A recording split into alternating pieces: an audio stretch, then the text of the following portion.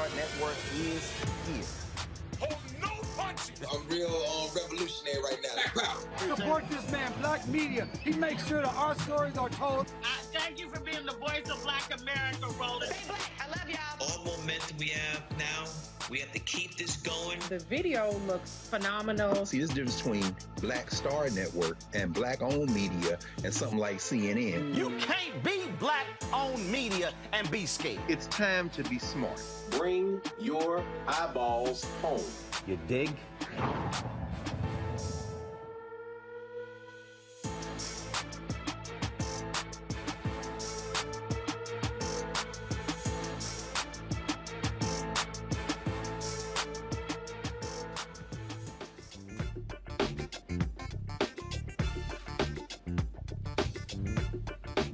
Today is Thursday, May 19th, 2022. Coming up on Roland Martin Unfiltered, streaming live on the Black Star Network. I am on the campus of Prairie A M University here in Prairie View, Texas. Big things happening on the campus, of course. We heard about the announcement of the retirement of Ruth Simmons, the president. We'll talk with her chief of staff about what PV is doing. Of course, school is out, but what is the future of the second oldest public institution in the state of Texas? Last night, I was in Cedar Hill, Texas, moderating a town hall with Texas State Representative Jasmine Crockett, who is seeking to replace Congresswoman Eddie Bernice Johnson in Congress. I'll talk with Jane Hamilton, who is her opponent in the runoff for the vote on Tuesday. Congress is making moves to deal with white domestic terrorism. We'll be talking with a New York congressman about a bill the House is advancing and what more can be done to confront this critical issue. NPR reports that the census greatly undercounted in 14 states. That has an impact on representation and billions of dollars. We'll talk with an NPR correspondent. That and more on Roland Martin Unfiltered on the Black Star Network. Let's go. He's got it. Whatever the miss, he's on it. Whatever it is, he's got the scoop, the fact, the find. And when it breaks, he's right on time and it's rolling. Best believe he's knowing. Putting it down from sports to news to politics. With entertainment just for kicks, he's rolling. It's on Go Roll, y'all. It's Roland Martin, yeah. Rolling with Roland now.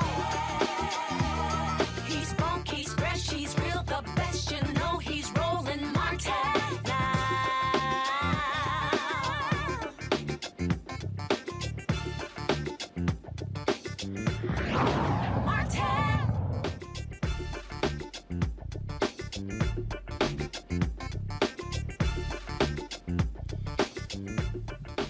It is a warm, breezy day on the campus of Prairie A M University where we are broadcasting live. Certainly glad to be here. Always great to be back home in Texas. Our focus still, though, is what's happening in Buffalo, where the white domestic terrorist has been indicted on first-degree murder charges. That took place today in Buffalo. The Assistant District Attorney, Gary Hackbush, said the first-degree murder indictment, which covers all 10 deaths, was handed down on yesterday.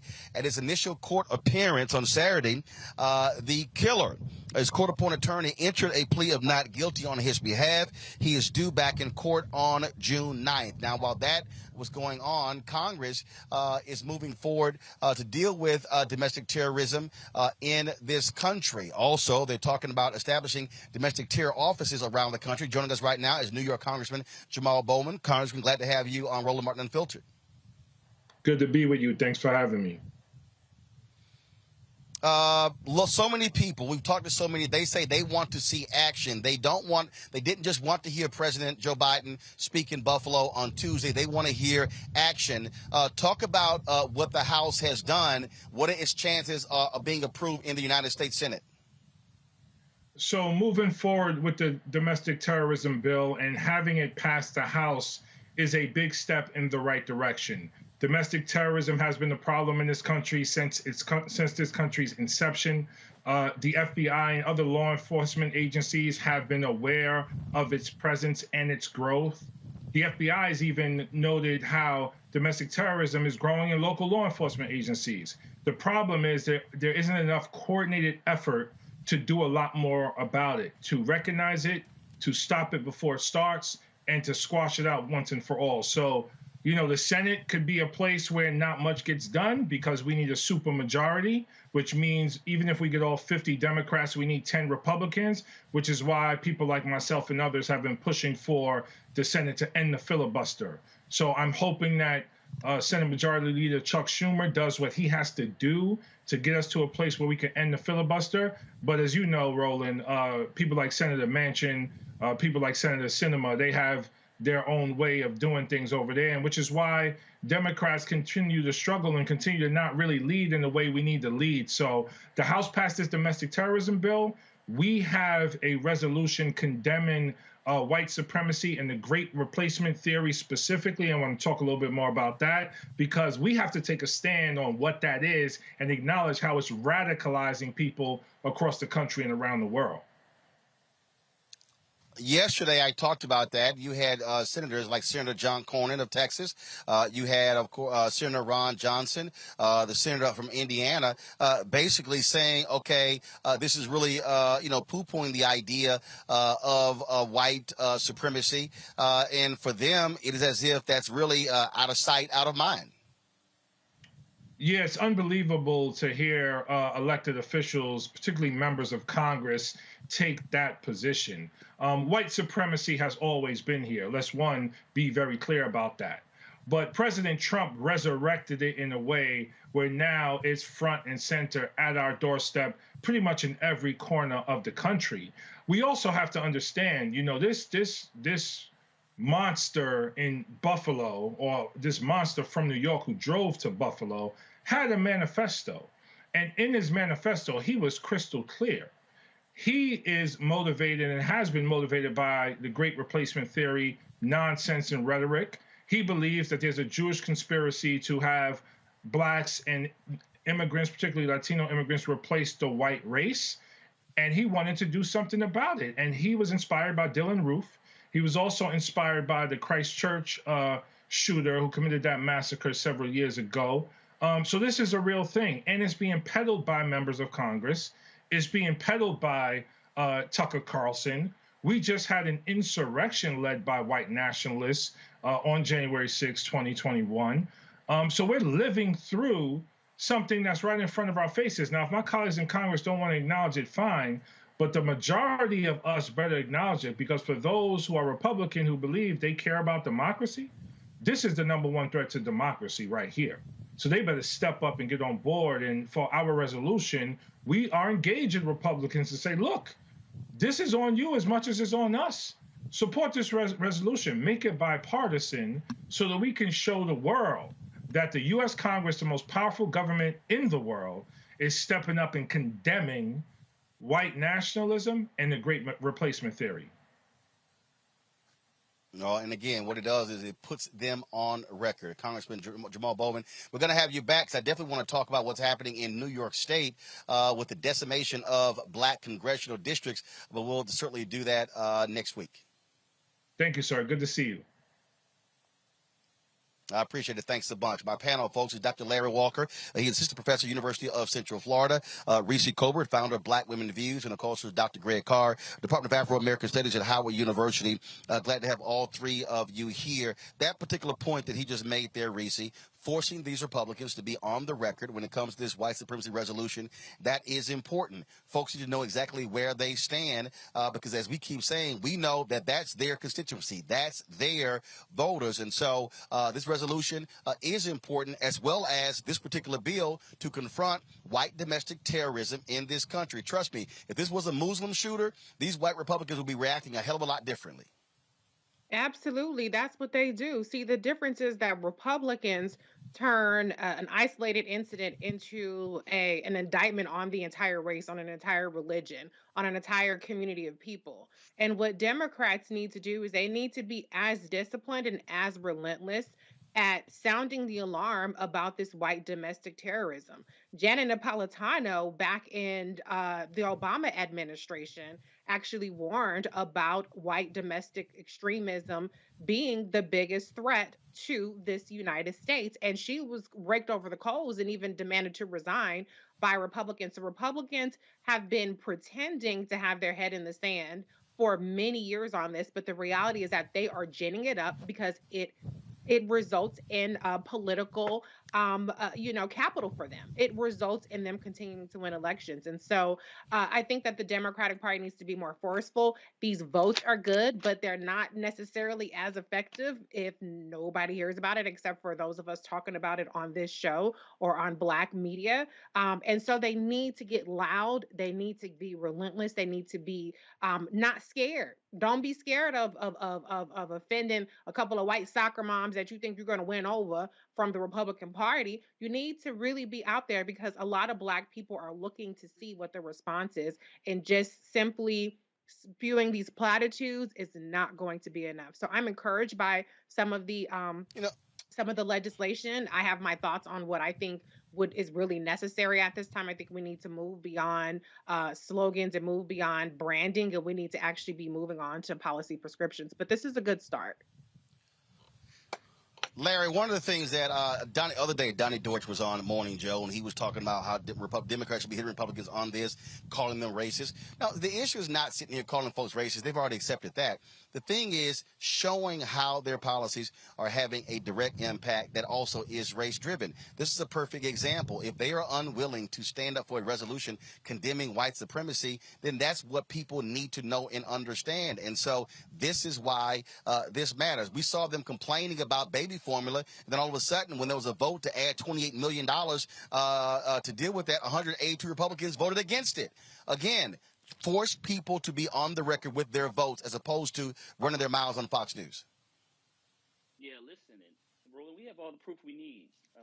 The Congressman talked about, FBI Director Ray talked about this last year in terms of when he was on the Hill. We have a Homeland Security study that talked about white domestic terrorism is the domestic threat in the United States. And you're right, we have to put people on the record. And Democrats need to be more forceful. They need to start talking about issues relating when someone in the Black community, one person in the Black community does something, there's always an indictment of the Black community. I don't hear any conversation about what's happening in this domestic terrorist's household. What's happening in this community? Right? Let's talk about culture. What's going on in these communities in which people believe that they're being replaced and commit this kind of violence? So Democrats need to be going offensive on this issue. And listen, I'm tired of seeing Black people being killed by white domestic terrorists. And this can happen in any community, any state in the United States. And you're right. Democrats need to do in terms of their messaging and talking about this issue. Reese talked about it. You can't worry about losing 2 to 3 soccer moms because you're going to lose members of the Black community if they don't see it. Doesn't seem like Democrats are really taking this issue seriously. Black folks are tired of watching the television or watching a show and hearing these situations where the Black people are being either killed or harassed. We're sick and tired of it. And it's time, like I said, Democrats, I'm glad that, in terms of the resolution, but we really need to, like I said, from now until November, figure out what the plan is in terms of messaging to make sure you're telling Black folks to go out to vote because we got to get these crazy people out of office. Well, bottom line for me, Greg, and again, it's identifiable policy. That's one thing, but it's also forcing folks' hand. Again, speeches is one thing, TV appearances is another, but when you have a recorded vote, then that shows exactly how people stand on that very issue. That's absolutely right, Roland. And it does my heart good to see you there on the campus of Prairie View on a beautiful day, man. Public HBCUs, that's what I'm talking about, man. But here we are on Malcolm X's birthday. And as he said, sometimes, when your house is burning, if these people, maybe they shouldn't have a house if their house is on fire. We don't have to accept the terms that we have come to accept. And you hit it right on the head. And Larry said it, and Larry Reese said, we have to push policy, and we need to stop trying to talk to people who have made it clear that reason doesn't matter, that logic doesn't matter. They are in an all-out war for power. That is all this is about. Let's be very clear. That resolution that Brother Jamaal just talked about putting out, Thomas Massey is going to vote against it. He was the only vote against the anti-Semitism resolution. Thomas Massey of Kentucky is going to vote against it. That clown out of Georgia, Marjorie Taylor Greene, is going to vote against it. Why? Because their base requires it. What is needed now by the Democratic Party is a show of force to expand the electorate on a day where the Kansas Supreme Court accepted the extreme gerrymandered districts of the supermajority white nationalists in Kansas legislature, thereby excluding probably the last Democrat in Kansas in the congressional delegation, which is the Kansas City metropolitan area, Kansas City, Kansas included. They are playing for keeps. There is no amount of logic, no amount of demonstration of facts that's going to stop these white nationalists. In fact, what we see in New York, as the governor of New York, who is a Buffalo area resident, as Governor Hochul is up there, you've got a so-called centrist Democrat saying, well, we should bring back the death penalty. Andrew Giuliani, that clown, the mayor of New York, former mayor of New York's son, saying we should bring back the death penalty. And a colleague, finally, of Congressman Bowman, Lee Zeldin, who's running for governor of New York, saying we should bring back the death penalty. They're going to make hay out of this slaughter. They could give a damn about us. And until we understand that the only way we're going to make some progress is not to give a damn about them, we're going to continue to think that this is about logic instead of power. All right, folks, got to do a short break. We come back. We're going to talk with Jane Hamilton, who is in the runoff with Texas State Rep Jasmine Crockett for the 30th Congressional District in Dallas. Early voting actually ends today. The election is on Tuesday. We'll talk to her when we come back. I'm Roland Martin, Unfiltered, broadcasting live from the campus of Prairie A M University right here on the Black Star Network.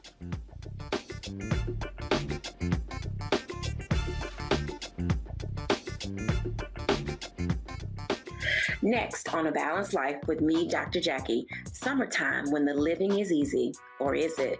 Summer vacations, class reunions, kids in summer camp, all fun, but stressful. You need to get into a summer mindset and have a plan. Oh yes, our panel gives us their favorite summer planning hacks. On the next A Balanced Life with Dr. Jackie here at Black Star Network. Carl Payne pretended to be Roland Martin. Holla! You are watching Roland Martin, and I'm on his show today, and it's what? Huh? You should have some cue cards. Hey, what's up, y'all? It's your boy Jacob Lattimore, and you're now watching Roland Martin right now.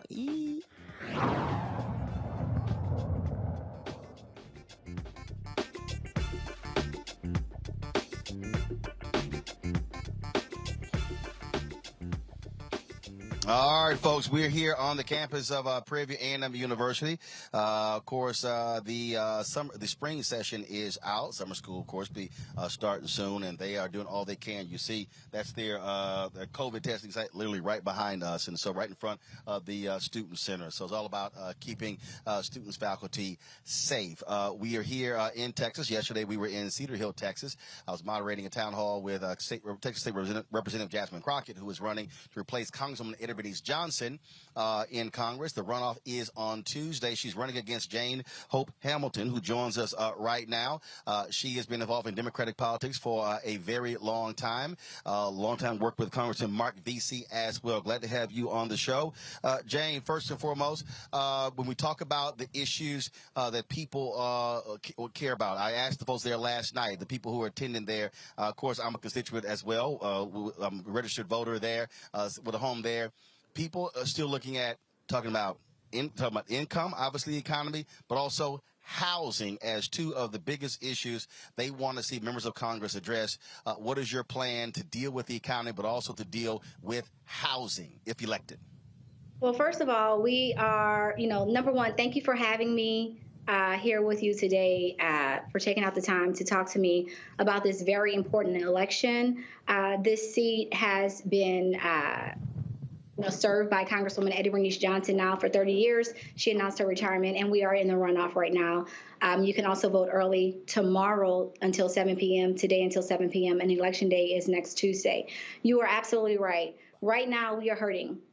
Constituents in CD30 are dealing with inflation. We are dealing with lack of opportunities right now, and we are dealing with a housing crisis, and we're dealing with a healthcare crisis. So when we talk about housing, we really have to look at increasing housing stock, That is just truly important. We have people moving in at a rate that is unbelievable from New York, from California, from all of these various places, and we just don't have enough housing, and we definitely do not have enough affordable housing. So we definitely have to look at increasing the housing stock immediately. I do know that there's discussions about that. There are plans about that on the city level, and we need to continue to push for that. In terms of jobs in the economy, Texas, and especially this area, we haven't necessarily had a lack of jobs. The issue that we have, especially in Congressional District 30, is that we have a lack of good paying jobs, right? So we have a lot of people who are raising children. I have a 7-year-old and a 3-year-old. And, you know, the jobs that are out here, they aren't paying what's needed. They are not considering inflation, high gas prices, high groceries, everything is going up, and the pay is not keeping up with what we need to live on. And so that has been the issue. People are choosing and making real life choices. Do I go to work or do I stay home and watch my child because childcare is too high?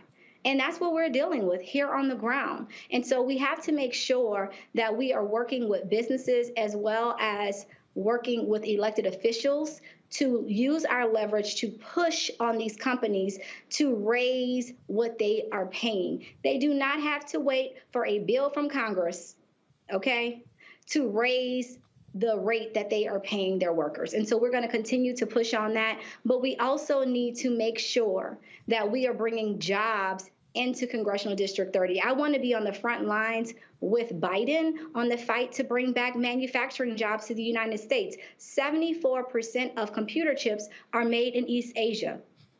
That is a problem. We could be making those chips right here in Congressional District 30, but we need to bring manufacturing back. We saw in the pandemic that we were at the behest, really, of China, Russia, and the Middle East, you know, waiting for simple things during the pandemic like toilet tissues and, you know, whatever else other products that we were trying to purchase. And so we've got to get jobs back here, and Congressional District 30 is ready for those jobs.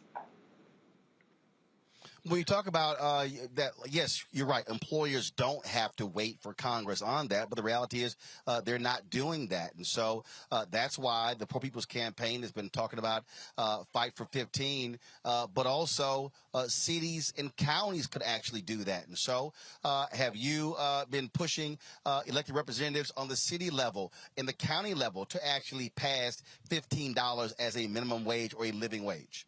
Absolutely. I have been in this fight now, Roland, for 23 years. I started organizing on the ground at the age of 21. That's why I have endorsements like State Senator Royce West and Ron Kirk, and Congressman Vesey, having worked side by side with working people for years and with labor. As you know, our labor unions are on the forefront of that fight. I am endorsed by many of the labor unions here because they know that I have been with them on this fight to have these wages increase. But the truth is, Roland, that we have to, you know, have our elected officials really put pressure on people that we have relationships with, that they have relationships with, who have these businesses, right? To bring them to the table and say, hey, listen, how do we work together to get these wages up? What do we need to do? What do you need and what do we need to do to make this happen? We have to have those kinds of conversations. And another thing that I really want to see improvement on is that we are way too siloed, right? When you're in Congress, you tend to deal with your congressional colleagues. When you're in the State House, you tend to deal with your State House colleagues. When you're on the city level, you're dealing with council members. We have got to get, especially for Black people and people of color, where our city officials are talking to our state level officials and they are talking to our congressional officials, where we are together on letters demanding things of our business owners, of people who are right here in our district that really depend on elected officials for things that they need. We have to have a win-win solution, and we've got to be able to use our leverage and our numbers as elected officials together to sign on, whether it's a letter or whether it's joint legislation, whether you're looking at something in the House and then also looking at something in Congress and bringing it to them to say, this is what we want and this is what we need for our community. But we've got to be better aligned for our community. Got got a voter out there, let's say they're undecided, and they've heard what Representative Crockett has to say. They've heard what you had to say. What would you say is the one thing that you would say that stands out between the two of you, that person, you want them to pick you? What is that one thing? Since you're making me choose one thing, I'm going to say it's experience. I'm not going in, I'd say as a typical freshman, right? I'm going in with over 10 years of experience in Congress. That is meaningful. Why? I worked on the U.S. House Rules Committee. No, when you say in Congress, right, we say in Congress terms of you've worked in Congress, not served in Congress. You've worked. I've worked in Congress in the U.S. Rules Committee. That's the last, well, I say serve because I'm a public servant. I might not have a title, and that's we have to get beyond that, right? When you've been in something for 23 years and you've taken the financial sacrifices, frankly, that I have and my family has, I'm a public servant. So I just want to clear that up. So I have definitely served the public, but yes, I have worked for Congressman Martin Frost on the U.S. House Rules Committee. That's the last stop before any bill can get to the House floor. All kind of procedure happens at that level, right? I understand the process. I have also served as Congressman Mark Vesey's chief of staff, and I've earned my top secret clearance. I am ready on day one. I don't have to learn about how Congress works. And right now, we are in an urgent state. We have so many needs and so many issues on the table, whether it's jobs in the economy, inflation, healthcare, the housing crisis. And right now, we just don't have the time for on-the-job training. And that's just where we are. One of the things that we also talk about, issues that are coming up, that are specific to the district, also has to do, we talked about, of course, economics, we talked about housing, but what also is the changing nature of the district as well. Voter suppression in terms of what is happening, the gerrymandering that is going on.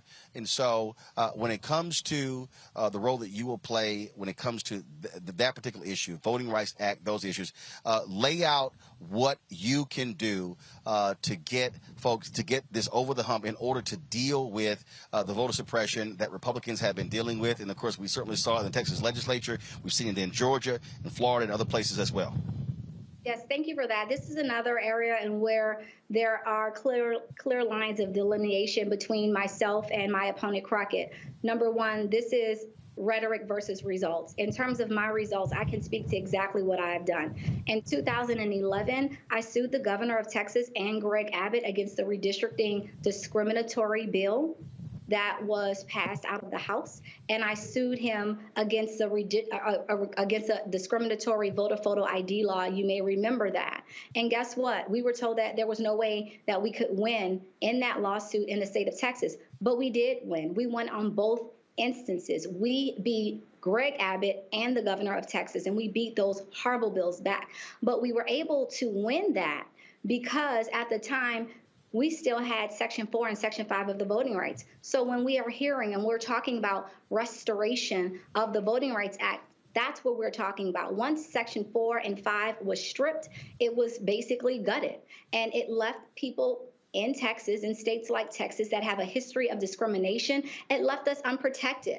It left us without preclearance. Once a state like Texas that has a history of voter suppression is able to pass anything that they want out of the state legislature, we see what happens. We have the worst voter suppression bill that we have seen ever in the state of Texas. And that's why it is so unfortunate that my opponent did not go back once quorum was restored to actually vote against the bill. Our jobs as elected officials are, and people vote us in office, to act, to vote, to be their voice. And that is what we are, running for. And in Congress, I have experience with voting rights as well, because as the chief of staff to Congressman Mark Vesey, I led the formation of the Voting Rights Caucus. The Voting Rights Caucus is very important. The members who are on the front lines of the voting rights fight today, like Terry Sewell and Clyburn and so many others, and Congressman Vesey, who's the chair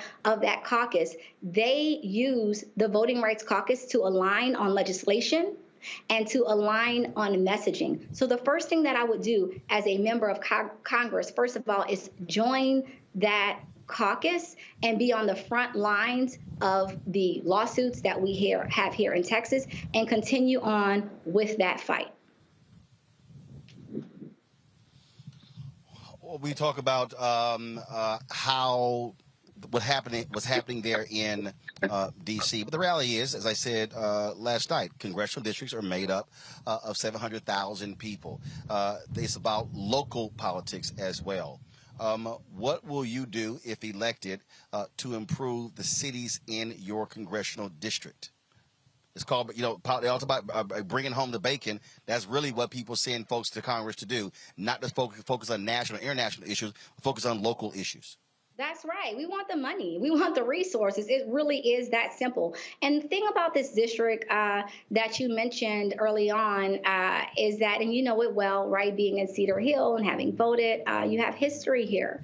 And what we're seeing in Congressional District 30 is it has been one of the most packed African-American districts in the nation. It still is. However, it is a little bit more diverse when we talk about socioeconomics, right? We've got uptown, we've got downtown, and those are some of the more affluent areas along Turtle Creek. But we also have some of the poorest areas. And, when we talk about health insurance, the highest numbers of uninsured in this district. And we are in a district of the haves and have-nots. How do we bridge that gap? In a city like Dallas, where 1 in 3 children live in poverty, in a city like Dallas, where we have the second largest mental health institution. That's the Dallas County Jail. Dallas has also been ranked as one of the worst cities for economic mobility. How do we tackle that? Well, first of all, we've got to be on the front lines of bringing in this $27 billion. And in order to do that, you have to have relationships. I am a coalition builder. I'm not somebody that's going to throw bombs at people or, throw a rock and hide my hand. I am very transparent. I love to be at the table and negotiate to get things done. That's what we're going to need. Because in order to get that $27 billion, we're going to have to work with everybody. We're going to have to work with our Democratic colleagues as well as Republicans, especially business owners. And we have to work with our community. As Chief of Staff to Congressman Mark Vesey, I am, along with him, responsible for securing millions in federal grants. And let me tell you about the pressure of that. When you have the city of Dallas going after the same money as a nonprofit community organization group, you have to make that decision. And Roland, make no mistake about it, earmarks are back. So you could be in a situation where you have millions of dollars and you've got 60 applicants for only 15 slots. What do? We need members of Congress that are going to make sure that community organizations, nonprofit organizations, businesses in our communities, Cedar Hill, DeSoto, Lancaster, right, that they are actually getting that funding. And that is what I want to do. Also, as the Chief of Staff to Congressman Vesey, I helped bring the SBA together with local business owners so that they could understand federal contracting. And I am so very proud to say that we had success stories out of bringing that together. Right now, we need more CDFIs. That's community development financial institutions. Banks have been given millions of dollars, yet they look at the cost of underwriting alone and they say, well, if we're going to spend $35,000 on a $25,000 loan, we'll pass. Well, guess what? Now what we're doing is we're pushing them to that CDFI in our community that's going to work with people in our community so that we can follow the money. I am going to D.C. to follow the money, to fight for the money, and to bring the money home. Make no mistake about that. All right, Jane Hope Hamilton, we surely appreciate it. Thank you so very much. Election takes place on Tuesday. We'll see Tuesday night who is the winner between you and Representative Jasmine Crockett. Thanks a lot. Thank you. Bring the panel here real quick. Larry, Reese, and Greg. I'll start with you, Greg. We look at these elections. We see the runoffs happening in Texas. We look at Summer Lee there in Pennsylvania.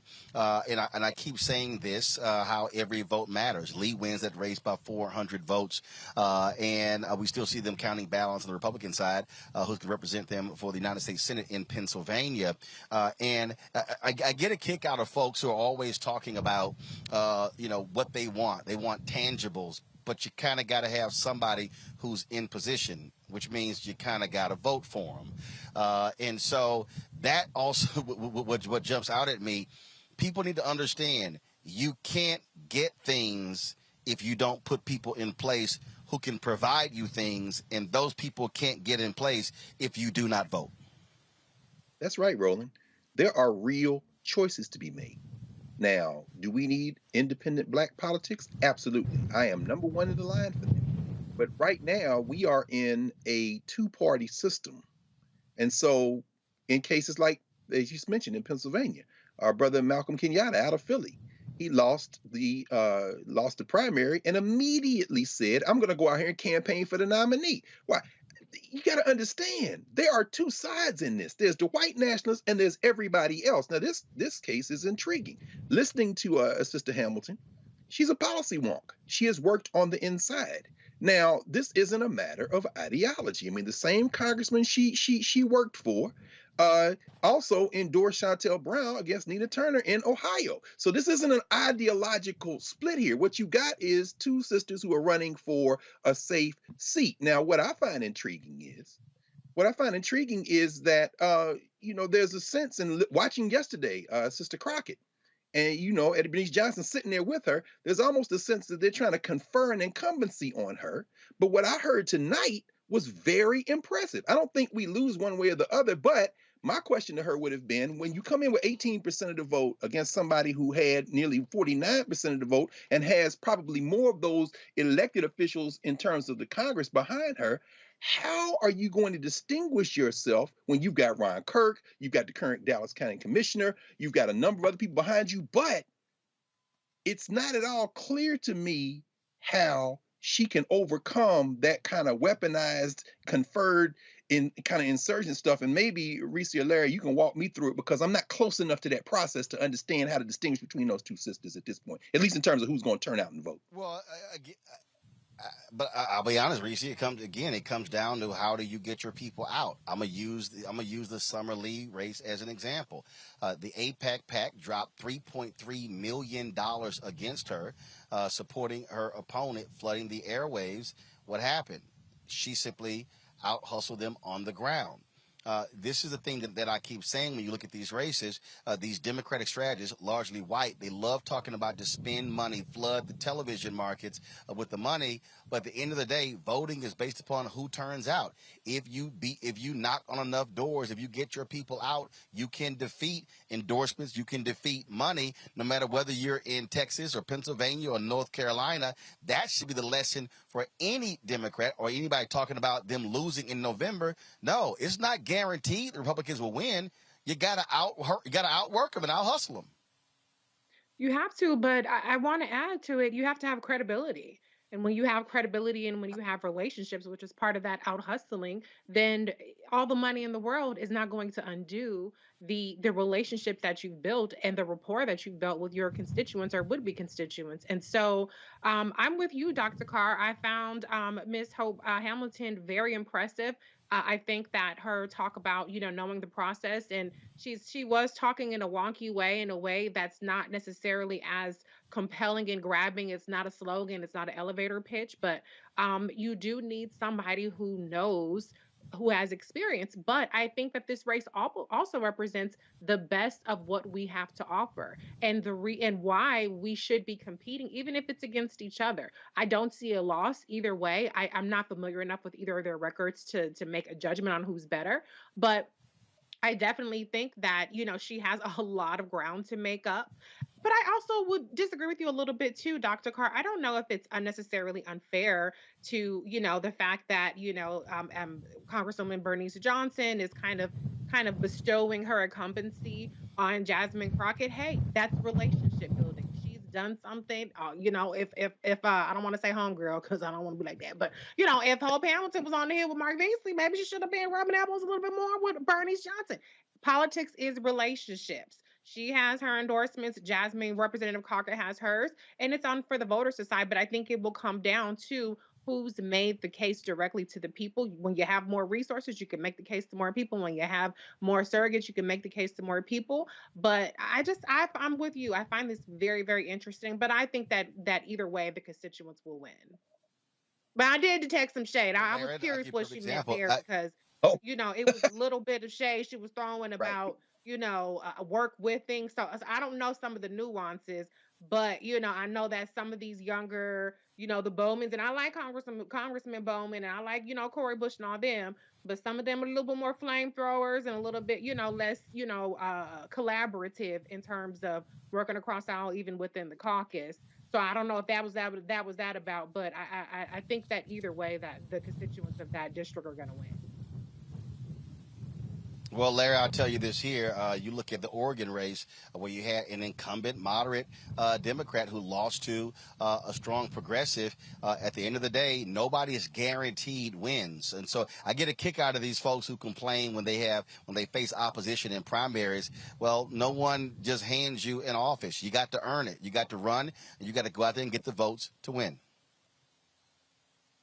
Yeah, so we remember the story of Congressman Crowley, right? Yeah, so you got to do the work. And you just highlighted what happened in Oregon, but in terms of progressive candidates, you can win, but you gotta pound the pavement. As my former boss, Congressman Owens, used to talk about. And I want to kind of highlight a point that Reese and Dr. Carr made. I was very impressed by candidate Hamilton, what she had to say. So I'm a former congressional staffer, so I'm a policy wonk. So I enjoy hearing her, talk about all the programs, the SBA, et cetera, that she was involved in.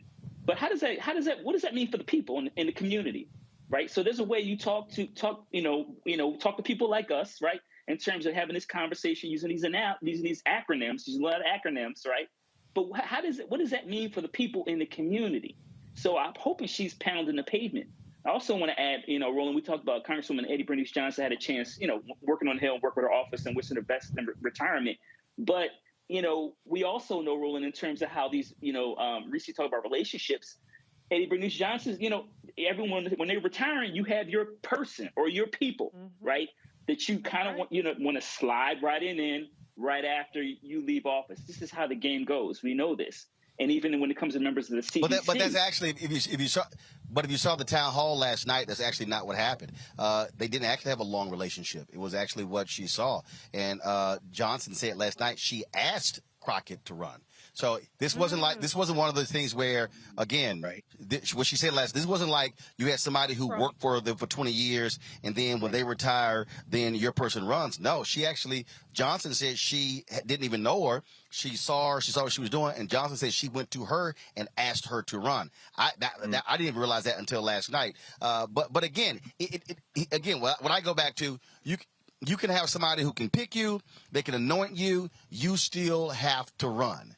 And so, look, you got early voting today, you got early voting tomorrow, you still got to hit out Sunday and Monday. And again, the lesson for people who are incumbents or people who they thought were going to win, who had all the money, remember, Nina Turner had a whole lot of money, but it was the outside money in Cleveland that had an impact on that race as well. It still comes down to how do you persuade people to go to the polls. That's the most important thing. Folks, hold tight 1 second. We come back. We're going to talk about what's happening here at Prairie A M University. They're about to go to a transition with an incoming president, with Ruth Simmons retiring. We'll talk with her chief of staff about what's happening here at PV. We'll also talk with an NPR correspondent about how the census, 14 states severely undercounted. Who got screwed in that? And Nick Saban. Oh, he had a whole lot to say about Deion Sanders and Jackson State, alleging they spent $1 million to get a top recruit to come there. He went up to my alma mater, Texas A&M. Jimbo Fisher hit back. Is Nick Saban feeling the heat because players are picking HBCUs over Power 5 schools?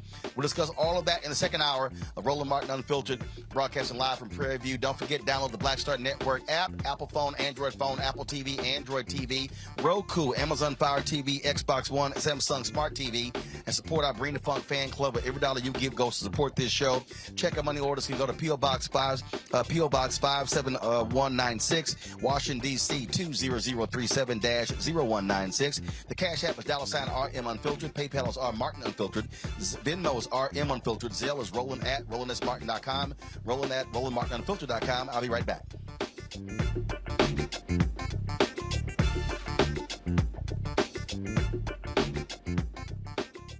Why is it so hard to see Panther? What's the deal? Wow. I mean, if you go to Amazon, I think I tried. So I have a collection of That's a hard movie. They charge you $300 on Amazon. I was like, I'm not about to pay no $400 for a VHS copy. What's the deal? Man, it is interesting, Roland. It is the movie they don't want you to see. Power to the people. It's funny, I made New Jack City. You can get it anywhere. Pasta, you can see it anywhere. But a movie that says that it is not an accident that we medicated the black communities right around the time when they were getting militant, when you had the Panthers starting to organize, the people starting to vote and march on Washington. We let these communities get medicated. In fact, that comes up in The Godfather, you know, where they say, as long as it stays in the black communities. So we asked the question, they tried to ask us questions. I asked them, the reporters when we did, I said, listen, why is it a 13-year-old boy in the hood can find a way to buy a gun, some liquor, or a church, or some crack, and yet you can't find them to arrest those people? You can't arrest that dealer. Why is that?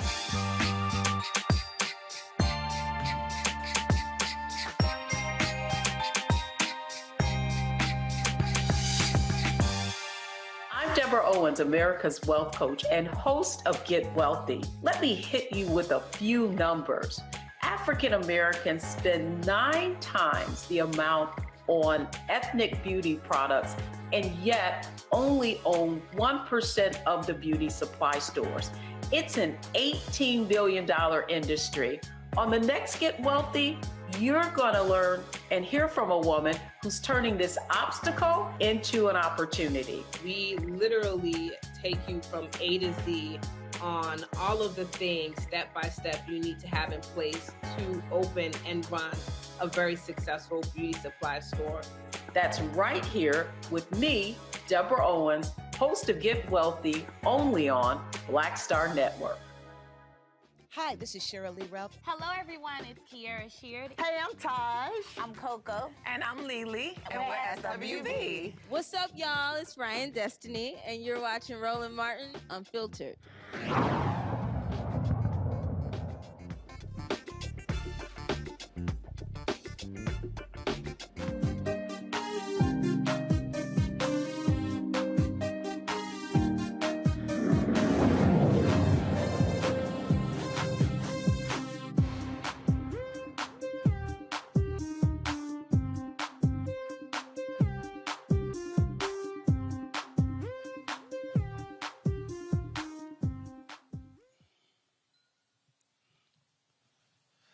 All right, folks, we're at the campus of Prairie A M University.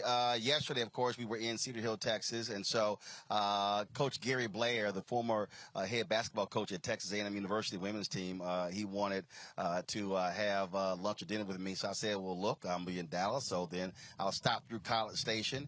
And then I said, well, versus us going to Houston, because I'm going to be there at Jack Yates High School tomorrow, presenting my scholarship there as well as broadcasting live. I said, let's stop through Prairie View and do the show from there. So we called PV, and they were like, sure, come on by. And so that's why we are here. President Ruth Simmons, she's not on campus. We definitely would love to have her on the show, talk about her 5-year tenure here at PV. She announced, of course, that she's retiring.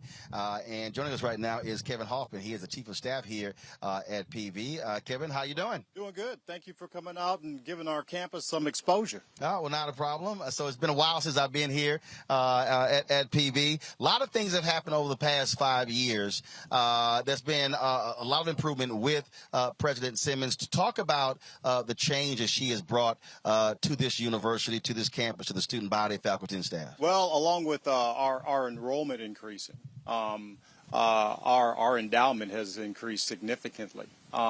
Just the awareness that she has brought on a global scale, not only nationally but internationally, to the university has brought in literally millions of dollars, and we've been able to benefit significantly from that, like never before.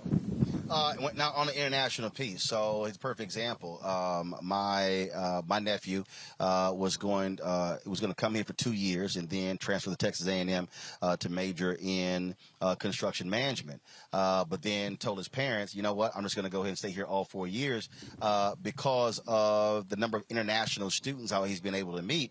And so talk about that, how you've also changed in terms of the type of student body you've been able to recruit here, a much more international student body here at Prairie View. Yeah. So I'm a graduate from Prairie View A and M University, and but that was back in the 80s, and it has opened up to a much more diverse audience over the course of the last several decades. In fact, you're talking about our architectural school, which actually graduates more minority architects than any other college in the country. We're really proud of that. But no, we have become very diverse, not only just with our Hispanic students and our Asian students, but from all over the world. And that's something that a lot of people really don't quite understand because they make the assumption when they hear HBCU that it's only black students. But the reality is there are a number of non-black students who now are seeing the opportunities at historically black colleges and universities, and they are taking advantage of that. Yeah, and it's very convenient, right? So we're 50 miles just outside of the city of Houston. Very convenient from a commute standpoint. And a lot of folks in education and a lot of other fields actually come here to get their master's degrees. And it's been something that we encourage and we want to happen in order to continue to grow from a diversity standpoint. Talk about the enrollment. So what was it before? Then how has it grown? Sure. We were lingering around 9,000 or just under 10,000 recently. Previously, we were when Ruth first started, we were more around the 7,000-8,000 mark. But it's increased not only because of her exposure, but also because of the exposure of the colleges and some of the opportunities that have been made available since she's been here. The opportunities for different colleges to do different things, for the students to do different things, and for our faculty. That's another great thing about Ruth, actually, is that a lot of high caliber faculty folks have followed her to the university. And this year, visiting professor Nikki Giovanni? That's right. Nikki Giovanni writing program, something we're really proud of. It is a product of the Mackenzie Scott donation that was made, $50 million, and we're real proud of that. We're expanding it out to high schools in the community, and it's something that is a vital part of the education process here at Prairie View. One of the things that we talk a lot about is alumni giving. And a lot of HBCUs have had this issue because on average around 5% or so. Have y'all seen an increase in that in terms of graduates of the university giving back to the institution? I can't tell you the specific numbers. I just don't know them. But I can tell you that the campaigns to approach them and to get them involved and get them acclimated and get them activated is very aggressive compared to before as an alumni speaking. I can tell you it's becoming a much more robust program within the university. And obviously, with her retiring, you're going to go through a whole search. That's part of the Texas A&M University Board of Regents. PV is underneath that. That's going to be a huge decision to replace someone with the pedigree of President Simmons. Yeah, they're going to be stepping in some trying to fill some very big shoes. She's going to be around, though. We're excited that she's not going to be. We're not going to be without her, and she's going to be working with the university and with the system. So we'll continue to be able to benefit from that. And we're looking forward to making sure that this process is a transparent process, and that the community at whole is aware and involved.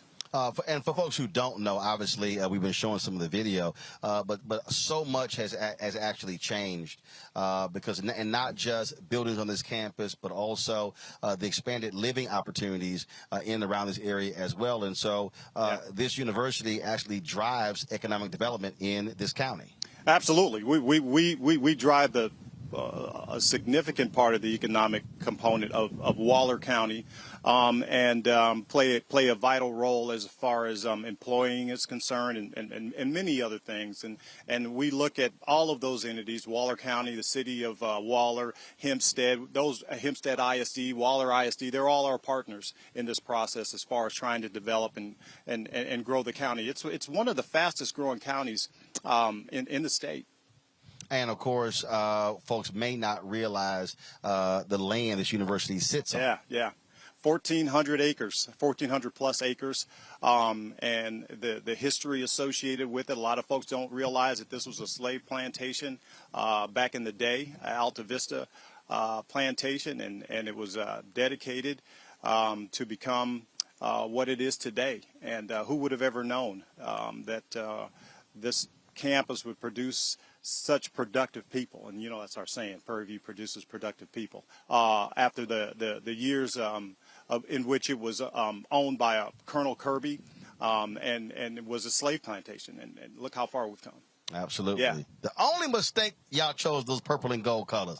That's the only problem. See, if y'all had chose Gramblin's black and gold, I would have a whole different reaction. So I'm just saying. No. Well, appreciate your comments.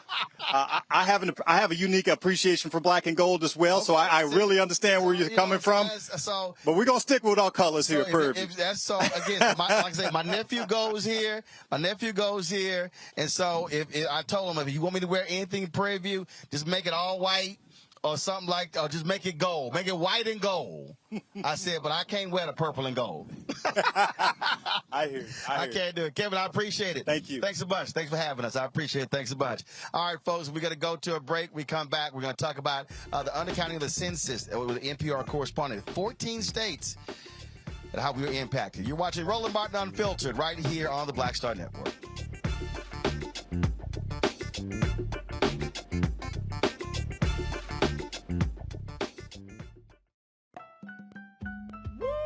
We're all impacted by the culture, whether we know it or not. From politics to music and entertainment, it's a huge part of our lives, and we're going to talk about it every day right here on The Culture with me, Faraji Muhammad, only on the Black Star Network. Next on A Balanced Life with me, Dr. Jackie, summertime when the living is easy, or is it? Summer vacations, class reunions, kids in summer camp, all fun, but stressful. You need to get into a summer mindset and have a plan. Oh yes, our panel gives us their favorite summer planning hacks. On next, A Balanced Life with Dr. Jackie here at Black Star Network. Hi, I'm Gavin Houston. Hi, I'm Carl Payne. Hey, what's up, y'all? It's your boy Jacob Lattimore, and you're now watching Roland Martin right now.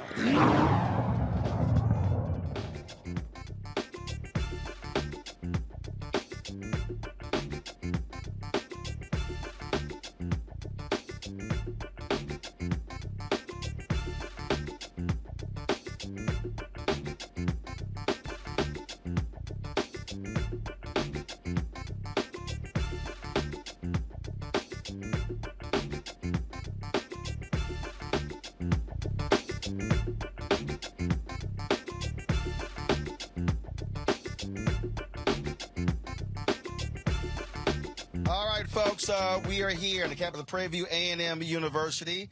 Glad to be here. It's an absolutely gorgeous day. Y'all already know my golf clubs are sitting over there, so I'm like, You know, I could have easily got a guest host today because this is a perfect time to be playing some golf. But no, we're glad to be here with all of y'all. Let's talk about the census. We told you in 2020 how critically important the census was and the census count. You know, we had to almost cuss those folks out to get them to spend some money with black-owned media. And we said this was going to happen, and we actually saw it. The Trump administration, they did all they can, assisted by Republicans in many states, to screw over people, to undercount folks. Well, now we know for a fact that this has had an impact on 14 different states. NPR reported this new census report confirming the undercounting in 14 states. According to the U.S. Census Bureau, the census did not count 1 in 20 residents in Arkansas and Tennessee. 4 other U.S. states had significant undercounts of their populations. That leads to a change in federal funding for more than a decade. In Florida and Texas, undercounts cost them congressional seats. Even though Texas added 2 congressional seats, they actually could have had more. Residents in 8 states were overcounted. In Minnesota and Rhode Island, overcounts saved them from losing seats. In the remaining 36 states, the overcounts and undercounts were not that significant. Joining us right now is NPR correspondent Hansi Lowong. He's covered this story closely from DZ. Hansi, glad to have you on the show. So here's a perfect example. So here I am in Texas, and the Republicans in this state, it was unbelievable. They purposely did not put money into the census. And then late in the game, they went, oh, my God, we're going to cost ourselves 2 congressional seats. And so then they tried to hurry up and do something. And so this report shows versus having 2, they could have had more seats in Congress had they actually cared enough to properly count the people in this state. Well, Roland, it's hard to say exactly how things could have turned out if Texas, if other state officials approached the 2020 census differently, because it's a very complicated, massive operation, the 2020 census. In addition to that, how seats, how those electoral college votes are divvied up among the states, that's a very complicated process that really is about how each state's population size is relative to one another. And it's about a ranking system that ultimately divvies out those House seats. But I just also want to make very clear to your viewers, it's 14 states that had significant net miscounts. 6 of those states had significant net undercounts. That's Arkansas, Florida, Illinois, Mississippi, Tennessee, and Texas. But 8 states had significant net overcounts. That's Delaware, Hawaii, Massachusetts, Minnesota, New York, Ohio, Rhode Island, and Utah. Wow. And again, what happens is with administrations, they view the census differently. You had Republicans who put a citizenship question on there, had to get sued, went all the way up to the federal courts. We know they actually lied about this very issue, and so this is when even the census. You would think the census isn't political, but you literally had efforts by Republicans who did not want to count everyone, and because they were sitting here trying to minimize even those folks who are undocumented workers, illegal immigrants in the country. Well, you know, I think it's important to remember, given all that controversy over that now blocked citizenship question, there was no citizenship question on the 2020 census, something that actually a lot of people didn't end up realizing because there was just so much focus about it in the run-up to the 2020 census, and that could have possibly discouraged some households, particularly households with immigrants, from participating in the 2020 census. Census Bureau research showed that adding a question about U.S. citizenship status could have likely discouraged a lot of Latino households, Asian American households from participating, and you know, it's a big question about all the different controversies because of the Trump administration's interference with the census. Let's not also forget that during the census in 2020, counting that was delayed in a lot of communities, that door-knocking effort that's so important to getting communities of color counted, that effort was ultimately cut short by the Trump administration. And so the amount of time that the census had was was cut short, was shortened. And so there was a huge risk that people of color, renters, rural residents would be undercounted. questions for my panel. I'll start with you, Reese.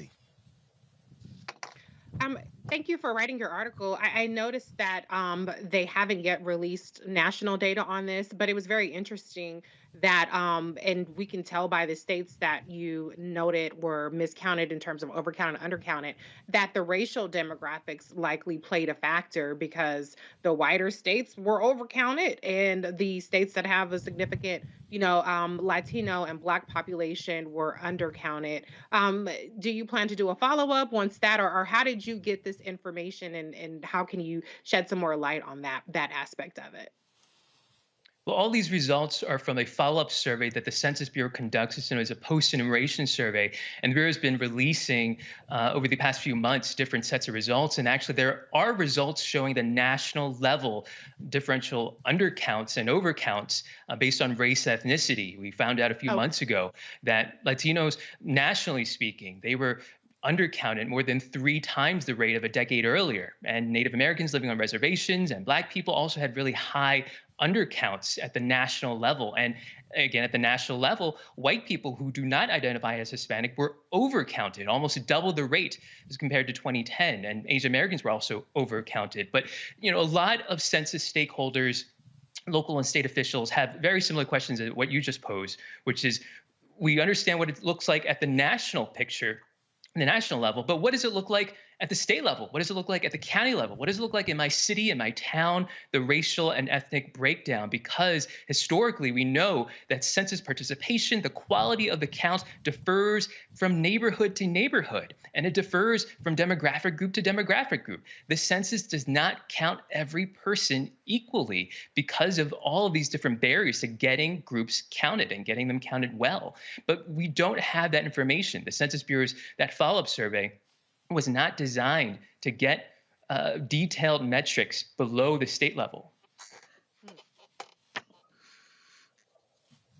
Larry. Thanks for your article. I want to talk a little bit about, you got into this undercount and overcounting. Talk a little about, because the census they're preparing obviously for the next census, right? They start right away. Talk a little about some of the methods, the sampling they use. I know that's a big issue, right? Historically and now, in terms of the methods they use in terms of counting folks, statistical analysis. So talk a little bit about some of the methods that maybe the census is talking about utilizing to maybe capture some people that they keep missing. And Roland talked about some of the things in terms of what's happening with Trump administration and Republicans in terms of the interference. But in terms from like a statistical perspective, what are some of the new and improved methods the census is talking about utilizing? I think one thing to get off right off the bat is the Supreme Court ruled in 1999 that statistical sampling cannot be used in those census results, those state population counts that are used to divvy up House seats and electoral college votes. So no statistical sampling is allowed there. That would be against the Supreme Court ruling. But the Census Bureau does use statistical techniques when they ultimately, they know there's a household that exists, but that household did not fill out a form themselves. And when the door knocker came by, didn't answer the door or didn't give full information, or they had to rely on maybe the landlord or a neighbor to kind of fill in the gaps. And then ultimately, they may have a lot of gaps to fill at the very end after all those efforts are kind of exhausted. And the Census Bureau then relies on a statistical technique known as imputation. And that's something that basically they take their best educated guess and look at the surrounding area and try to fill in the blanks in terms of the number of people in a household and also sometimes their demographic characteristics. And that's a technique that tends to overrepresent the population identifies as white and not Hispanic and underrepresent people of color. And the Census Bureau tries its best to avoid using that. That essentially is a last resort way to fill in the blanks. And really the best way to conduct the census is for households to participate, to volunteer in the information, to get counted themselves, and to answer those demographic questions themselves. That provides the most accurate information and really, really critical information, demographic information, for example, that race ethnicity data that's used to protect, to enforce civil rights protections, including enforcing the Voting Rights Act.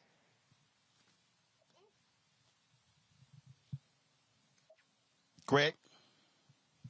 Thank you, Roland, and thank you, Mr. Wang, for this very informative kind of walkthrough.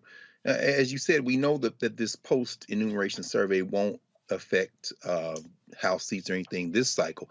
And as Dr. Walker just said, it's going to really be used to help shape the 2030 census. I'm curious, and this kind of follows up with what Reese was asking you, some of your thoughts on other ways that census data can be used at the state and local level. I'm thinking about a place like, for example, Forsyth County, Georgia, which was notoriously racist for much of its existence, but now is over a third non-white, mostly Asian, with Latinx coming in as well. I'm wondering, what do you think that census data can tell us about migration patterns, about changing populations at the state and local level that can help perhaps even inform and shape our politics, as we see this guy in Buffalo worried about a white replacement, but it isn't really, in terms of a national level, something that is, for me, as compelling as thinking about it at that state and local level. And how might this data that we have now help us think about how politics works out on racial and cultural lines? Well, the census is a once-a-decade snapshot of who is living in the United States, and that includes all the states, all those counties and cities and towns and villages in some parts of the country. And really, local and state officials rely on this data to get a sense of who is living in their communities and who might be living in their communities over the next 5 years and the next 10 years. Demographers rely on the census data to essentially set a new baseline in order to form their projections and in order to come up with population estimates of, our community may be looks like a certain way right now, but maybe 5 years, 10 years down the line, it may look a different way. And maybe they have to plan for more young families coming in, or maybe they're planning for an aging population. These are all the questions and trends that local and state officials are trying to stay ahead of in order to do that planning. And certainly folks in the political world are also trying to stay ahead of in order to think about how to organize voters, how to reach out to voters, and think about their future constituents. Thank you. All right, Hansi-Lo Wong with NPR. We surely appreciate it. Thanks a lot for this report. You're very welcome. All right, folks, when we come back, Black Lives Matter Global Foundation held a virtual news conference today, unveiling where they stand when it comes to transparency and also the fiscal health of the organization and their leadership. We'll show you some of that. We live streamed it all as well. So you can go to our YouTube channel or the Black Star Network app to check it out.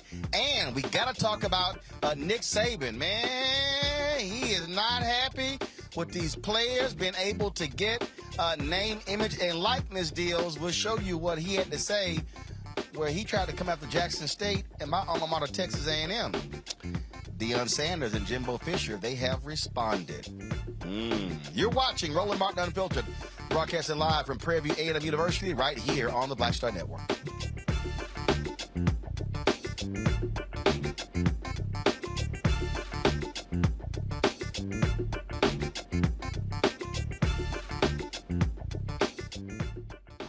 Welcome you to the launch of the Mass Poor People's Low Wage Assembly and Moral March on Washington, D.C., June 18, 2022. We are a new, unsettling force, and we are powerful. New, unsettling force, and we are here. We're rising up to demonstrate the compelling power that we, poor and low-income people, have to reconstruct society from the bottom up. And we need to do it with the loudest voices possible, the biggest actions possible. Because we know that there is no scarcity in this land. The only scarcity is the moral will to do what's right. Hold on, just a little while longer. We are those with sub-minimum wage jobs who can't afford sky-high rent. People with disabilities are the fastest growing minority group. It's crazy to me that in 2021, it's still legal for workplaces to pay a sub-minimum wage to people with disabilities. There are still so much trial and tribulations that we go through as Indigenous people. We can't get a decent wage to sustain ourselves, nor can we get adequate housing. Veterans across this nation say enough is enough. We can't pat essential workers on the back on one day and then cut their health care the next day. Health is a political choice. What more do I need to do to prove that my voice is just as valuable as anyone else's? There are still forces in denial that would try to slow walk our transition to a clean economy and a just future for us all. We have an immoral system run by immoral people. But together we walk and we fight. It's time for a change. Reconstruyamos esta gran nación. See, we are people of resilience as we fight these interlocking injustices together. When we work together, mobilize together, and rise together, we become a voice for the voiceless, and we become an agent of change in a time where great change is needed.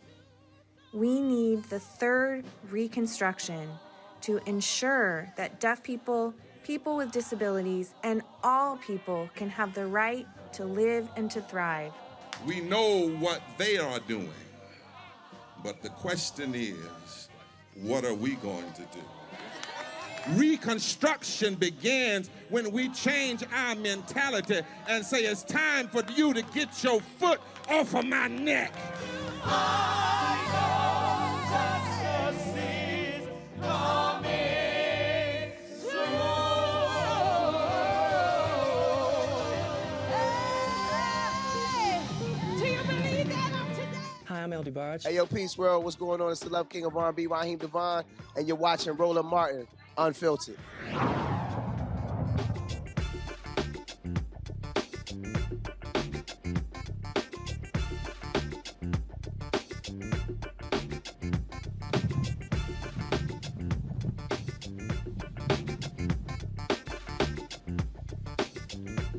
All right, folks, Roland Martin here on the campus of Prairie A M University. Earlier today, the Black Lives Matter Global Network Foundation Board of Directors held a virtual news conference where they talked about the 990 forms they filed with the IRS showing how they spent funds, how they've been able to who they support, and also talking about the transparency and how they are now transitioning the organization from the leadership of one of the three founders of the Black Lives Matter hashtag, Patrisse Cullors, to a different board. And so they held three of the board members, held this virtual news conference with Black media. It was a few days ago. They worked with Associated Press. Associated Press dropped an exclusive story showing and talking about their particular spending. We actually earlier we live streamed the entire event, and so if you want to go to our Black Star Network app, you can actually see the entire call where they took questions and talked about what they're doing. And there were some critical questions that I wanted answered when it came to hierarchy and their structure and how they are being governed. And so here is some of today's virtual news conference. First off, I got several questions, but first, how many board members are there? There are three of you right now, but how many total board members do you have? Three in total. You were looking at all three of us, and we have plans to expand our board up to 9 over the coming year. Okay. Second thing is so actually, before I even get to that question, I appreciate you talking about the relationship with Black media. I understand why you gave Associated Press the exclusive because it's AP, but that's also the example of where also working with Black-owned media, some of us are members of Associated Press, and so we could have literally, that story could have been given to Black-owned media, and we could have actually had it placed on the Associated Press wire. So I'm all about making sure that we also get exclusives. And so just understand that could have been achieved the same way with a Black-owned media outlet. Just want to let y'all know that. The thing that, what is the hierarchy? When I had Patrisse on my show last year, we went through this, and I am still, and I think this is part of the problem, completely confused with the hierarchy. You're the global foundation. So you have the activist piece that Melina is over.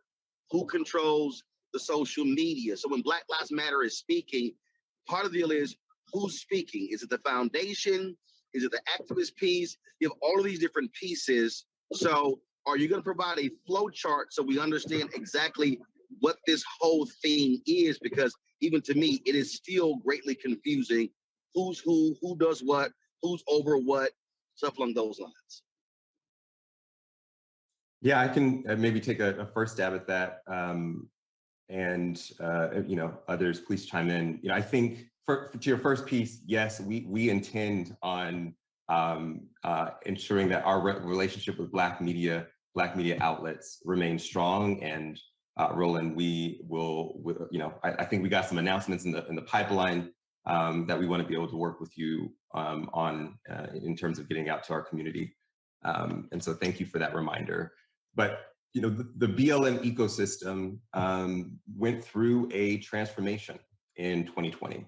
The global network, there was one organization for Black Lives Matter, which was the Global Network, and we had all of the chapters connected to the global network. And when Patrice stepped back in, essentially a main part of her tenure was around reorganizing and restructuring the BLM ecosystem. And how that happened was the foundation, of course, understanding that we need to be able to resource the front lines and build Black power, and ensure that we are disrupting philanthropy for Black people. The foundation has turned into that as mentioned, the largest abolitionist philanthropic foundation organization that has ever existed in the nation's history. Our sibling organization, BLM Grassroots, was formed, and that was really at the request of the BLM chapters, having autonomy and over their own resources and budgets in order to do that. The work on the front lines was really important.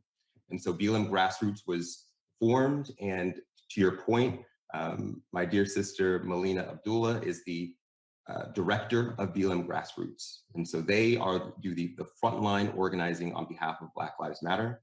And then separately, Black Lives Matter PAC was formed, in which we thought about what it means to build Black power in the halls of Congress and across state houses and local municipalities around the country. And what does it look like to bring the demands from the streets to the halls of power? And so that part of the BLM ecosystem really focuses on electoral work. And so those are the three different sibling entities of Black Lives Matter, sort of as it relates to us. But of course, the idea, the movement, Black Lives Matter is much bigger than just three organizations. We've got hundreds of abolitionist-focused grassroots organizations across the ecosystem, and obviously so many other Black-led organizations. And but just wanted to provide that that education on how our ecosystem transformed in 2020. Okay, this is why I'm going back. So there are three separate entities, but do you control all three? Because when I hear separate entities, so you have the PAC, you have the grassroots, and then you have the foundation. So is the foundation simply funding the others, or are you actually over those? So do the leaders of the PAC report to you? Do the leaders of the grassroots report to you? So that's why when I hear hierarchy, so I know what Melina's title is, but who does she report to? Or does she run that entity? Does that entity have its own board? Does the PAC have its own board? Or do they have their own infrastructure? That's why I'm saying it's still sort of like all these different pieces. Yeah, great question. Yeah, in hierarchy, and I know we are a decentralized movement, and so it is sometimes hard to talk about it in terms of hierarchy. But to answer your question, yeah, they are not all, so if you're looking at a map, they all have dotted lines next to each other, right? So they're their own autonomous organizations. The C3, which is the foundation, BLMGNF, as a C3, we represent that board. We are that board. And then BLM Grassroots has its own organization and structure and governance separate from the foundation. They do not, quote unquote, report to us. Melina Abdullah, as the director of BLM Grassroots, has a team that she works with, which is very separate from the governance structure of the foundation. And then that is the same for the PAC. The PAC currently, though, is sort of co-run by both members of Grassroots and the foundation. So an advisory board runs the PAC at this moment. And so Melina Abdullah sits on the advisory board.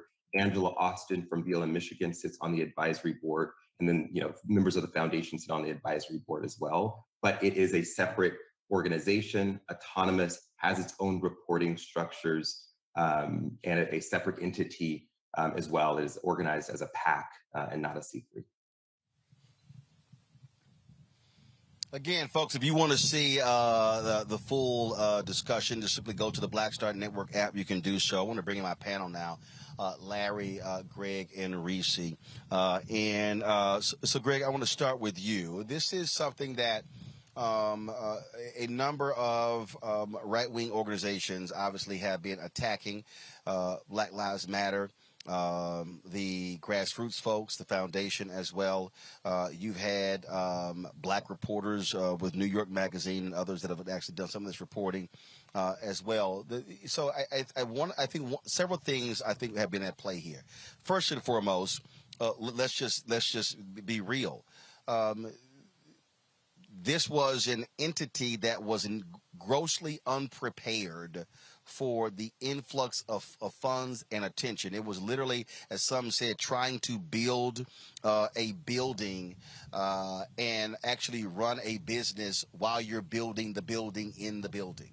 And I think what you're seeing here is a very deliberate attempt to try to get a handle on these three distinct pieces. The reason I kept asking for the clarity there is because if someone is giving money to, quote, Black Lives Matter, what are they giving it to?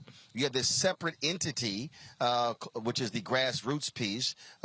Then you have the foundation. Then, of course, you have the Political Action Committee. The Political Action Committee can give money to and endorse candidates. The foundation cannot. The grassroots piece of Black Lives Matter is also a foundation. And so they're separate. And so what I kept getting to is, okay, what's the hierarchy? Who's running the foundation? The grassroots piece, who's running that? Do they have their own separate board? The PAC, the same way. And if there's an explanation for people to understand this, let's take the Congressional Black Caucus. You have the Congressional Black Caucus made up of CBC members, but there's a Congressional Black Caucus Foundation that puts on the annual legislative conference. There's the Congressional Black Caucus Institute that puts on programming in different places around the country. Then you have the Congressional Black Caucus Political Action Committee. Those are three separate, distinct entities, but they still are all related to the Congressional Black Caucus. That is what I think is happening with BLM here. And so putting people in place, putting the infrastructure in place, Greg, is really what is necessary. Otherwise, the attacks are going to continue as to what are you doing? How are you spending the money? And the governance, because, frankly, the people at large, they don't know what the hell is the foundation. They don't know what the hell is the grassroots. What's the PAC? They just hear Black Lives Matter and assume it's all the same. Absolutely. Well, you answered the question, Roland. You asked them by what you just said. People are given to a movement. They're given to an idea. And by the way, we can start by setting aside all the white nationalists, including all their billionaires and all their institutional apparatus and their Negro servants, like whatever name is that went out there into the House. Set all them aside. They have an agenda. This is clearly the distinction between institutions and concepts. You're standing on the campus of an institution. So when the Breonna Taylor, Ahmaud Arbery, George Floyd blood money started flowing in a panic fashion, then you could give to a Prairie View, you could give to a Howard, you could give to. And so, when the brother, with all due respect, and first of all, you can't run nothing with a triumvirate. The Romans found that out in the 4th century, 43 BC, AD, right, with Julius Caesar. So first of all, they got a triumvirate. And I didn't even hear either of the sisters, including Sister Gay, who's supposed to be the chair of that triumvirate, talk. So anyway, but my point is that when the brother said we're disrupting philanthropy, with all due respect, brother, that's not possible. People give money for control. And so unless you have an institution like the Black Church or the Prince Hall Masons or the fraternities and sororities or the Order of Eastern Star or even the HBCUs, funny how money changes situation. Understand that. All of the public dollars that go into education, whether it be charter or non-charter, essentially split many Black people in the Black community. And Roland, you've been first sitting there looking at that and participating in it around the issue of public charters. When money comes in, you have to have an institutional structure to absorb it. Otherwise, this is what happens. There was no Congressional Black Caucus until the early 1970s, but those are elected officials. They're in an existing institution. They can move forward from that. But when you come to the point where you have something that started as a hashtag, then emerged as a sentiment, then people who had money decide we want to participate with mixed motives. The history of HBCUs is the history of white people giving money to control the curriculum and control what's going on. Go ask Booker T. Washington about that. At that point, you are now in the money game. And so the answer to the question you raised, Roland, you answered it before the brother even said a word, because you're basically saying you're trying to build an institution around a concept. That's not how it works. And these people who are giving money, oh, they got an agenda. Trust, you can't disrupt philanthropy, brother. You probably need to go and study that a little bit. Philanthropy is all about control. And right now, it's the tail wagging the dog. Well, and again, what you're dealing with here, Reese, is a perfect example. There was an activist, a Black activist in Boston, her and her husband. They were indicted for misuse of funds. The headline said BLM activists. And when we did the story, and one of the groups they actually received money from was the Black Lives Matter chapter there in Boston. Well, when we did the story, we simply called them a Boston activist. And in fact, when we had posted, one of our folks had posted the story, said BLM activist, I said, no, change that to properly reflect it. Because what mainstream media, they simply slap Black Lives Matter on everything. I remember during the protest when all these white conservatives went crazy. Oh, Black Lives Matter were yelling pigs in a blanket. Well, that was actually a chapter in Minnesota that wasn't even affiliated with the actual organization. Here's what people may not realize about Black Lives Matter, Reese, is that they tried to actually trademark the name Black Lives Matter. But because it was already in the public space so quickly, what happened was they couldn't do it. And so the reverse happened. Normally, when you're talking about creating an organization, normally you secure all of your trademarks. You get the name, you get the website. Well, this was as if 10 horses jumped out of the barn and they are trying to like hold the reins and they're being dragged along the way. And so all of a sudden the people are giving and these things are going. So you've had people who are over Black Lives Matter chapters that are not actually a part of Black Lives Matter. And so that's why I also asked on the activist side, what's their process? They've now created a process to certify the chapters. And so much I think of what's been going on here is, again, you didn't have the proper infrastructure with all three components. And so they were easy targets for criticism inside of the movement and outside. And I think now what they're trying to do is again, grab those reins and pull back. No, and now to be able to control as best they can, because it was really just going all over the place because it frankly, the movement was outpacing the infrastructure because there was none. Yeah, but I think it cuts both ways. I think the ambiguity and the notion and the idea that people were contributing to has greatly benefited Black Lives Matter, the Global Foundation, to the tune of over $100 million. And I think it's a little bit of a cop-out. I mean, yes, they've had to scale up massively because a massive influx, but they've been a multi-million-dollar philanthropic organization or movement for many, many years now. So I'm not going to let them off quite that easy. But I mean, my background. No, actually, it hasn't been. It hasn't been many, many years. No, seriously. The reality is this. Getting at least It hasn't $1 been. million since you don't think so? Because I mean, No. I've First heard of all, reports here's the about- deal. Okay, you let me know then. No. The timeline is a timeline, and that is when you follow the 990s. And again, what I have been trying to do over the last 5 or 6 years is even asking questions is like, okay, who are you and who's over what? Who's doing what? It wasn't until today when we were asking the questions that, oh, Black Lives Matter grassroots, they actually raised their own money. Black Lives Matter Global Network Foundation raises their own money.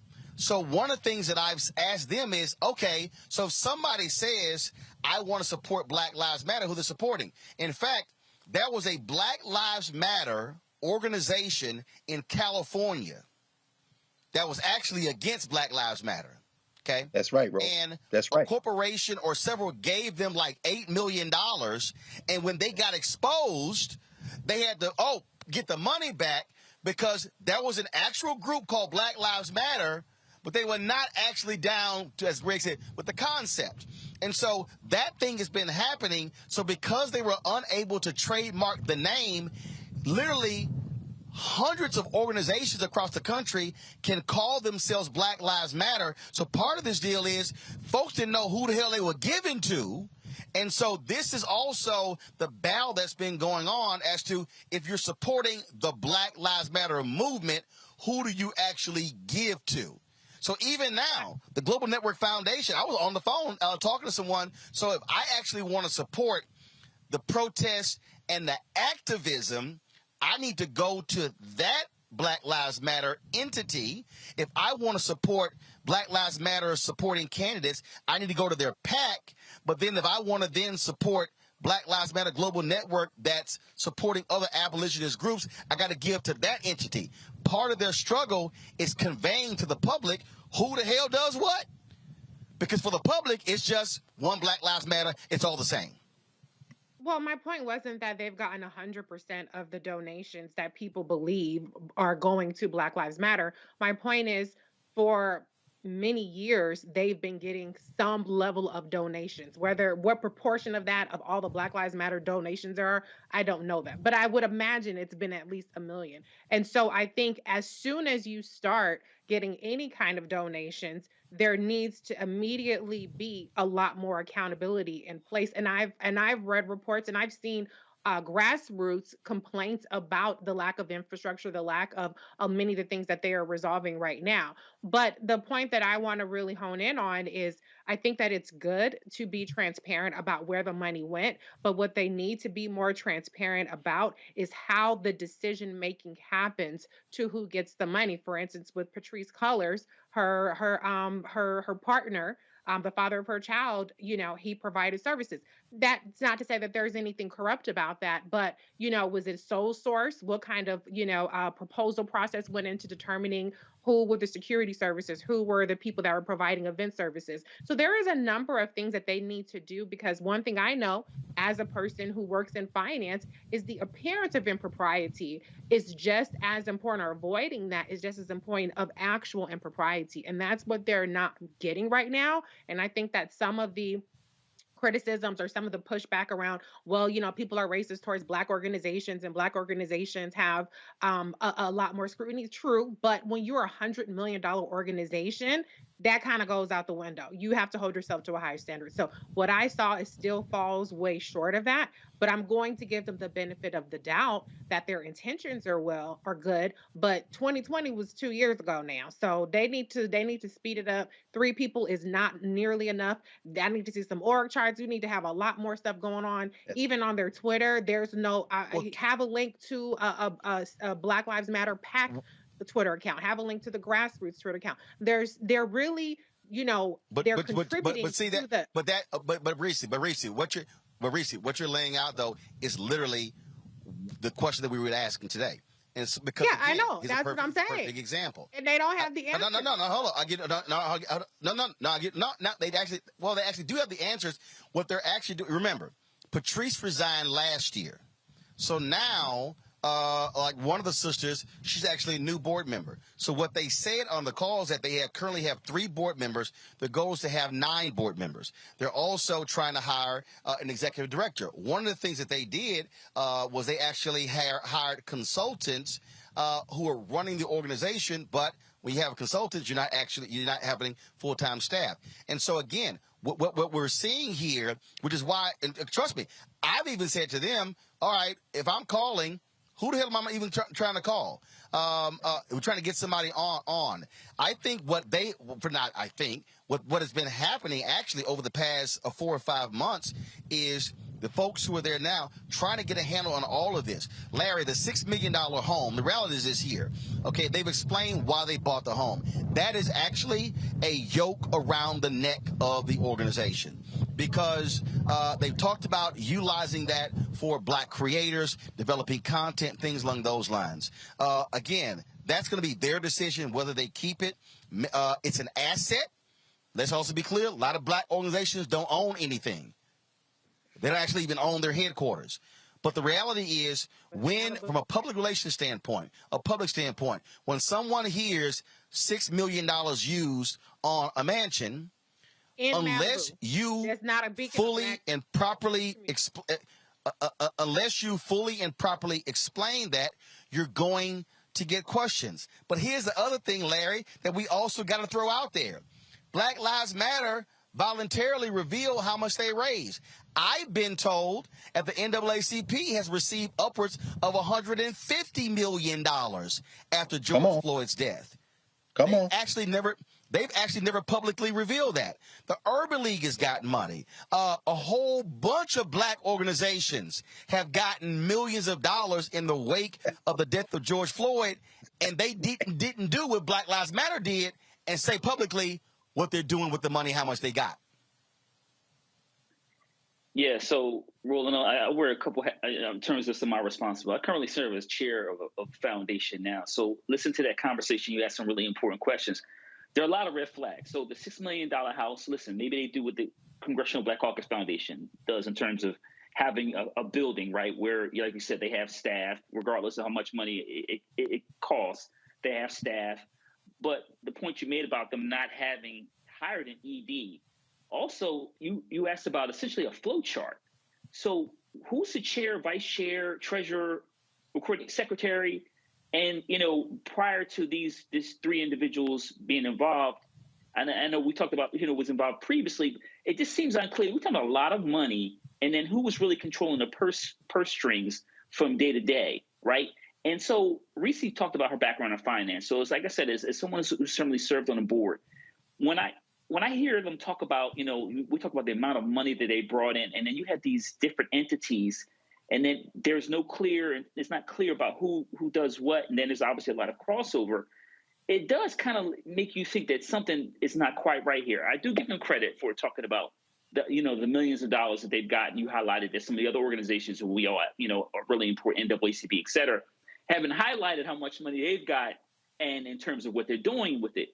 But like I said, in my experience, it really sounds like they have a consultant. They need an experienced ED, and then they really need to have a clear understanding, not only in terms of internally, but explain to people externally, like, we're discussing it now, but other folks who are donating, how exactly these 3 entities work to collaborate, and how and which ways are they different in terms of that they're all 501c3s.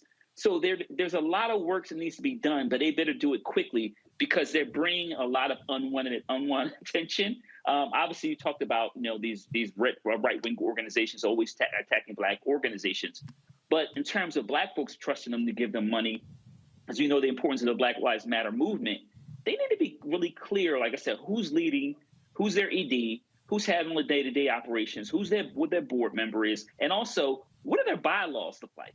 Because that's another thing that's going to be really important in terms of who gets elected, how you elect board members. What do your bylaws say? And also like things like give or get, all those other details that are important as it relates to a foundation. This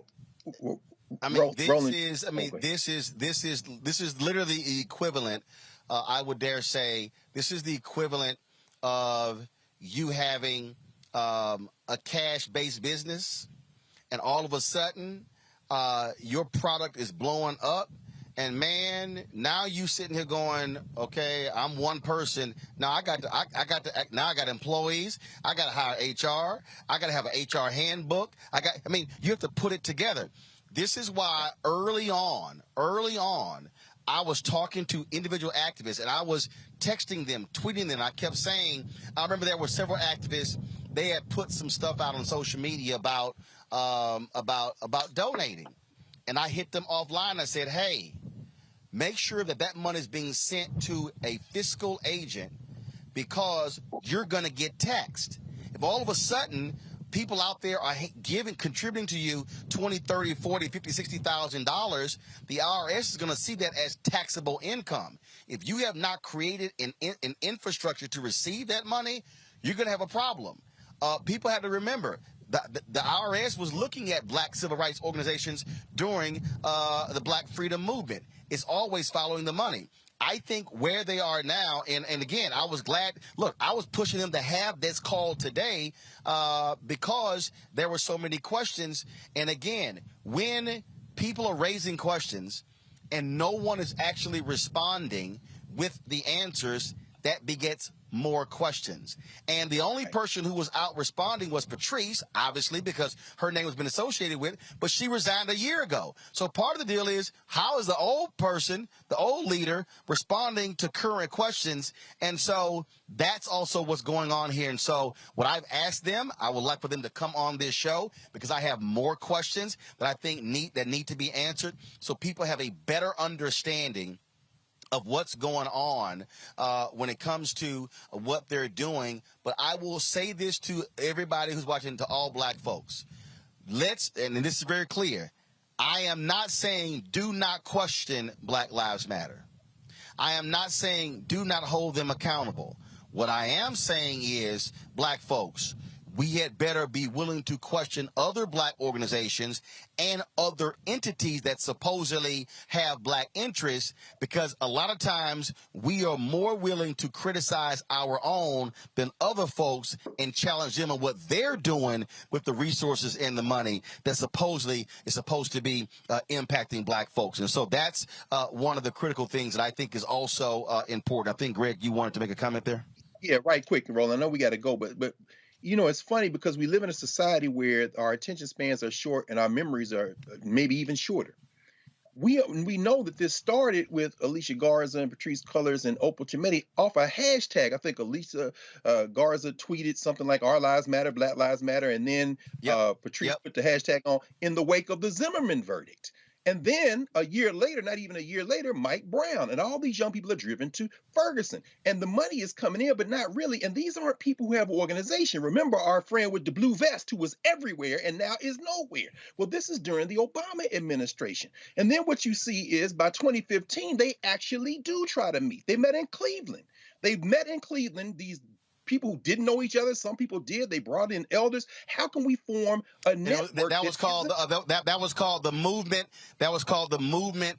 So, and again, that was called the Movement for Black Lives, which still exists. But it's an umbrella group of 150 different organizations. So the Movement for Black Lives is actually different than the Black Lives Matter Global Network Foundation.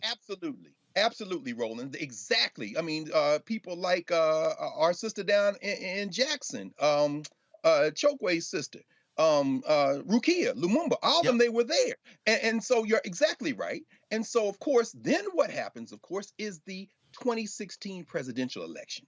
Remember when the sister came and disrupted Bernie Sanders, and you had these folks many of them know each other, many of them don't. It was a movement. And then, of course, Donald Trump and the white nationalists are able to use the phrase as something to organize against. And who could have saw this coming? All of us, because we've lived in this terror since they brought us over here, which is what a triumvirate of Black death happens in 2020. You see Ahmaud Arbery, then Breonna Taylor, then George Floyd, the anniversary we're coming up on in a couple of days. And that's when all this money starts pouring out because it converged with the pandemic. And you basically, as you say, you have then outside money creating a dilemma.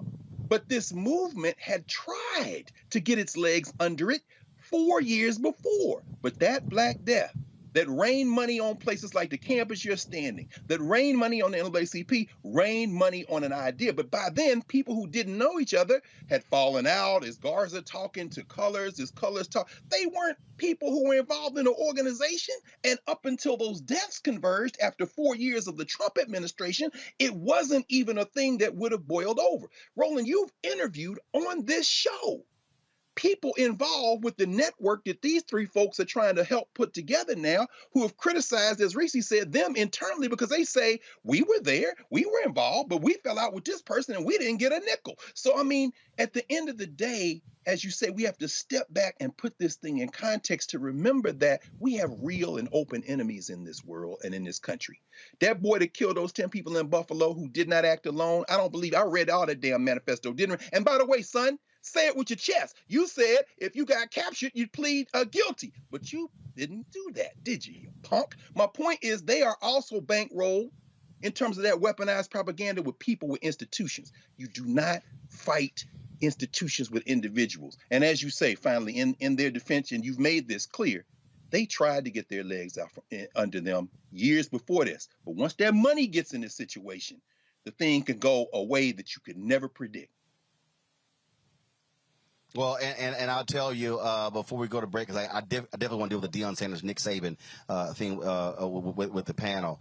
I'll remember, I never forget reading an article, and there were these young activists on the East Coast, and there were some white donors. They wanted to give to them. No, absolutely not. Then a year later, they were like, what the hell are we thinking? Because what happened was the folks who were activists were like, damn, we got bills to pay. We got apartments, we got light bills, we got food bills. And so what happened here was there were a number of people who were thrust into activism who were never a part of organizations. That's right. There are people who are listening, who are watching, and who will say, oh, man, we need new organizations. But, folks, this is why Stokely Carmichael said, you cannot find a black person who's been able to achieve anything unless they've done so through an organization. Because what an organization gives you is infrastructure to be able to move and grow. And then when you get tired, somebody else can step in. So many people, there are a lot of young sisters and brothers across the country over the last decade have learned why institutions matter, organizations matter, why trademarking a name, having copyrights, having a bank account, having all of those things, having, as Larry said, bylaws, having a constitution, having a process to elect people. I know this decentralized leadership thing was a part of Occupy Wall Street, and a lot of people, a lot of young black activists, because they didn't want that one person, they didn't want that Dr. King, they didn't want that Reverend Jackson, they didn't want that.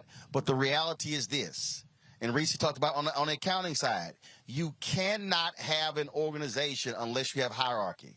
You cannot have an organization unless you have people in place, general counsel, HR, all of those different pieces.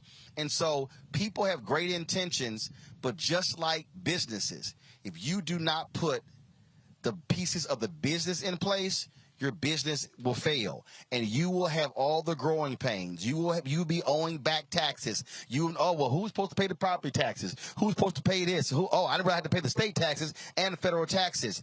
That's infrastructure. And so I think what Black Lives Matter Global Network Foundation, what they are now dealing with is they're now dealing with having to put the infrastructure together to be able to properly handle and disseminate nearly $100 million.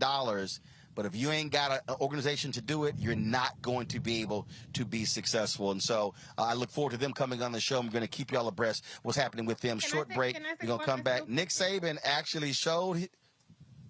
Go ahead. I just want to say, going to Dr. Carr's point, I think that what Black Lives Matter, the organization needs to do is take some of the personal and some of the emotion out of it. When I read Patrice Cullors saying she trusts this person or that person, and that's how they got these, $100,000 or $970,000 contracts. in order for an organization to be successful, there has to be a more democracy to it. It has to be more credentials based. It has to be more fairness in terms of a broader pool that they're going from. So if they get away from the cronyism, if they get away from who they It's feel called comfortable process. with, yes, process. Boom. That's what it boils down to. Get away from just who you like and the cool club and put some process and fairness and transparency in. But I did ask the question, and what I was told is that the individual with a security contract has a security company, has done security. But part of the deal is you got to tell people that. The impression that has been given thus far is that this money was just given to some her baby daddy. That's literally how it's been, as opposed to say, this is who this person is, this is their security company, this is how long they've done security, this is the other people, other clients they've had, they actually have a real security company. That hasn't been done. But part of that deal is they haven't had a communication apparatus to be able to tell their own story. And so all of the things that we're saying, they literally are having to build those things, which is a part of the reason why there have been so many questions. And so we got more questions and, of course, hope to get more answers. Real quick break. We'll be back, and we'll talk about Nick Saban. He didn't open a can. I don't know if he really wanted to do that. Yeah, we'll talk about the money when we come back on Roland Martin Unfiltered on the Black Star Network.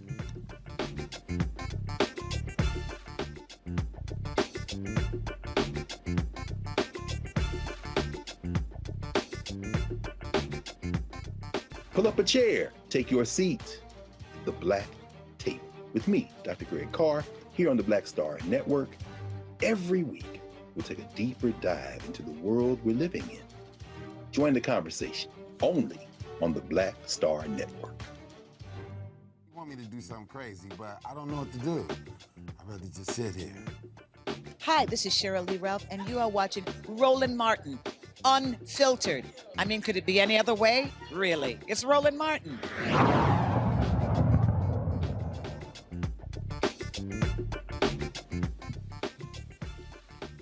All right, folks, Roland Martin here on the campus of Prairie A M University. Last couple of years, actually not last couple of years, you have seen a number of top players give consideration to HBCUs. Howard University a couple of years ago signed the #1 basketball recruit in the country. This year, Jackson State signed the #1 dual threat quarterback in the country, Travis Hunter. That caused all of these folks to say, oh my God, what is Deion Sanders doing? What is Jackson State doing? Well, last night, Nick Saban, the head coach of Alabama, was at an event where they were trying to raise money for their program. And let's just say Nick opened a can of worms going after Jackson State and my alma mater, Texas A&M. Listen. And you've read about them. You know who they are. I mean, we were second in recruiting last year. A&M was first. A&M bought every player on their team, made a deal for name, image, and likeness. All right, we didn't buy one player. All right, but I don't know if we're going to be able to sustain that in the future because more and more people are doing it. There are rules, just like Nate said. We have a rule right now that says you cannot use name, image, and likeness to entice a player to come to your school. Hell, read about it in the paper. I mean, Jackson State paid a guy $1 million last year that was a really good Division I player to come to school. It was in the paper, and they bragged about it.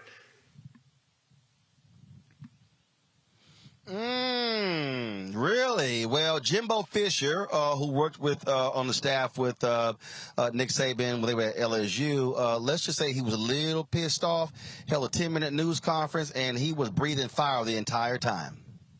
We do things, the ethics in which we do things, and these families, it's despicable that a reputable head coach could come out and say this when he doesn't get his way or things don't go his way. The narcissist in him doesn't allow those things to happen. And it's ridiculous, but when he's not on top, and the parity in college football he's been talking about, go talk to coaches who coach for him.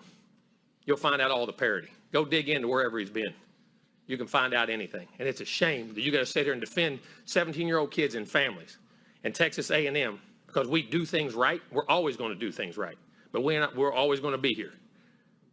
We're doing a heck of a job. These coaches have done a great job. Our players have done a great job. The whole organization of recruiting people. It's despicable that we got to sit here at this level of ball and say these things to defend the people of this organization, the kids, 17-year-old kids and their families. It's amazing. All right. Well, Travis Hunter actually sent this tweet out. I got a meal, but my mom still stay in a 3-bedroom house with 5 kids with a laughing emoji. Then Deion Sanders responded to his tweet, said, I don't even make $1 million, LOL, laughing emojis. That was about 9 hours ago. He gave an interview with Gene Jock Taylor of Anscape where he said, Deion said, no, we ain't about to have a private conversation. Coach Saban, he probably has called me. He said, no, you made your comments in public. We're going to talk about this thing in public. And also, Jimbo Fisher said Nick Saban called him. Saban said, no, I ain't taking this phone call. Then Fisher went even more so. He said, hey, y'all should look into Nick Saban's past. Now, here's what's interesting with this whole deal. And, Greg, we talked about this on the show.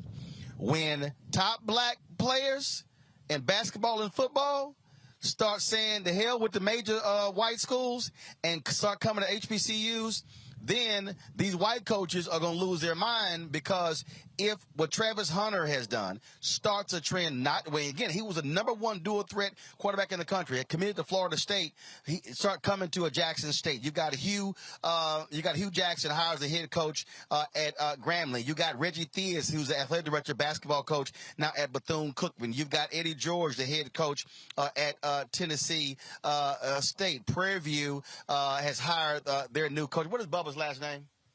Bubba McDowell used to play with the Tennessee Titans. He's now the head coach here. So now what's happening is you got Gary Payton, who's coaching in Oakland. Now all of a sudden, with name, image, and likeness, now all of a sudden you can create these collectives. If you got a player who, let's say it was a 3 or 4 star sitting on the bench for 3 years at Alabama, they can now go to other school. They see what's going on. Nick Saban's trying to protect that $9.5 million he's making, Greg. Exactly right, Roland. Let me be very clear. As far as athletics is concerned, every one of those quote-unquote major colleges are plantations. Texas A&M produced Bear Bryant. Remember, Sam Bam Cunningham, who just made transition last September. In 1970, when University of Southern California beat the hell out of the University of Alabama in their stadium, Legion Field in Tuscaloosa, Bear Bryant is reputed to have said, I got to get me one of them. Guess what was the biggest commercial for integration in the history of the United States? Black athletes. And in the NBA, they tried to collude with the NC2A a couple of years ago and put that Rich Paul rule in. Why? Because you got LeBron James, high school buddy, with more power than all these damn general managers and the commissioner of the NBA. And when it comes to professional athletics, known as the slave economic concern, also the Southeastern Conference, the Big Ten and Pac, notice I said professional. Why? Because that boy Saban knows that he ain't got to go out, because the U of A is a brand. Texas A&M is a brand. USC, Ohio State, Michigan are brands. Name, image, and likeness blew it up, as you said, Roland, as you've been talking about it for months. With NIL, you can take your image anywhere. Well, guess what? The only thing holding this whole criminal enterprise together was not having a slave rebellion. Oh, but it looks like in Coach Prime, you got the right one, because Coach Prime knows that that plantation relies on you having overseers at the high school level who don't even tell these black athletes about HBCUs. So what did Coach Prime do? A couple of months ago, he tweets out, high school coaches, give me a chance to come on campus. See, you can't look away with Coach Prime. Why? Because he was prime time. He was your man when he was making you them plantation dollars at Florida State. But now he knows how y'all set this up so these boys and girls, and I'm talking about women too in terms of basketball, never see the assistant coaches the plantations send out. And then finally, Coach Prime, and I know you saw his press conference today, Roland, this is what he said, and this is why I'm sure you said what you said. He said, Coach Saban wasn't talking to me. Coach Saban wasn't talking to Jimbo Fisher. He said he was talking to his boosters. He was talking to his alumni. He was talking to his givers. He was trying to get that money, Sanders said. That was what he was doing. He was just trying to get us to go where he is trying to get to. Meaning what? Look here, boy. When they start going to the HBCUs, the plantation game is over, and Nick Saban is fighting for his life, and I hope you cut his whole damn head off, because I wouldn't send nobody related to me by blood to the University of Alabama. Go on Tuskegee. Go on to Alabama A&M. Go on to Alabama State. Research the history of these schools. See how these these NFL coaches used to come on the campus of a place like Tennessee State and pick the brain of coaches like Joe Gillum Sr., whose son was the quarterback for Tennessee State, and who should have been in the Hall of Fame with the Pittsburgh Steelers and hadn't screwed him for a rag-ass arm quarterback named Terry Bradshaw. Go hear about Eldridge Dickey. We could talk about this all night, and you've talked about it so many times, Roland. No need more to talk about that. That boy is scared. And guess what, Nick? You better be scared as shit, because they coming for you now, and they know where all the I'll give you some numbers, Larry. Alabama's athletic budget, $180 million. Nick Saban gets $9.5 million. The entire Jackson State athletic budget is $8 million. Supposedly, Jackson State gave Travis $1 million. Deion only makes $300,000 at Jackson State.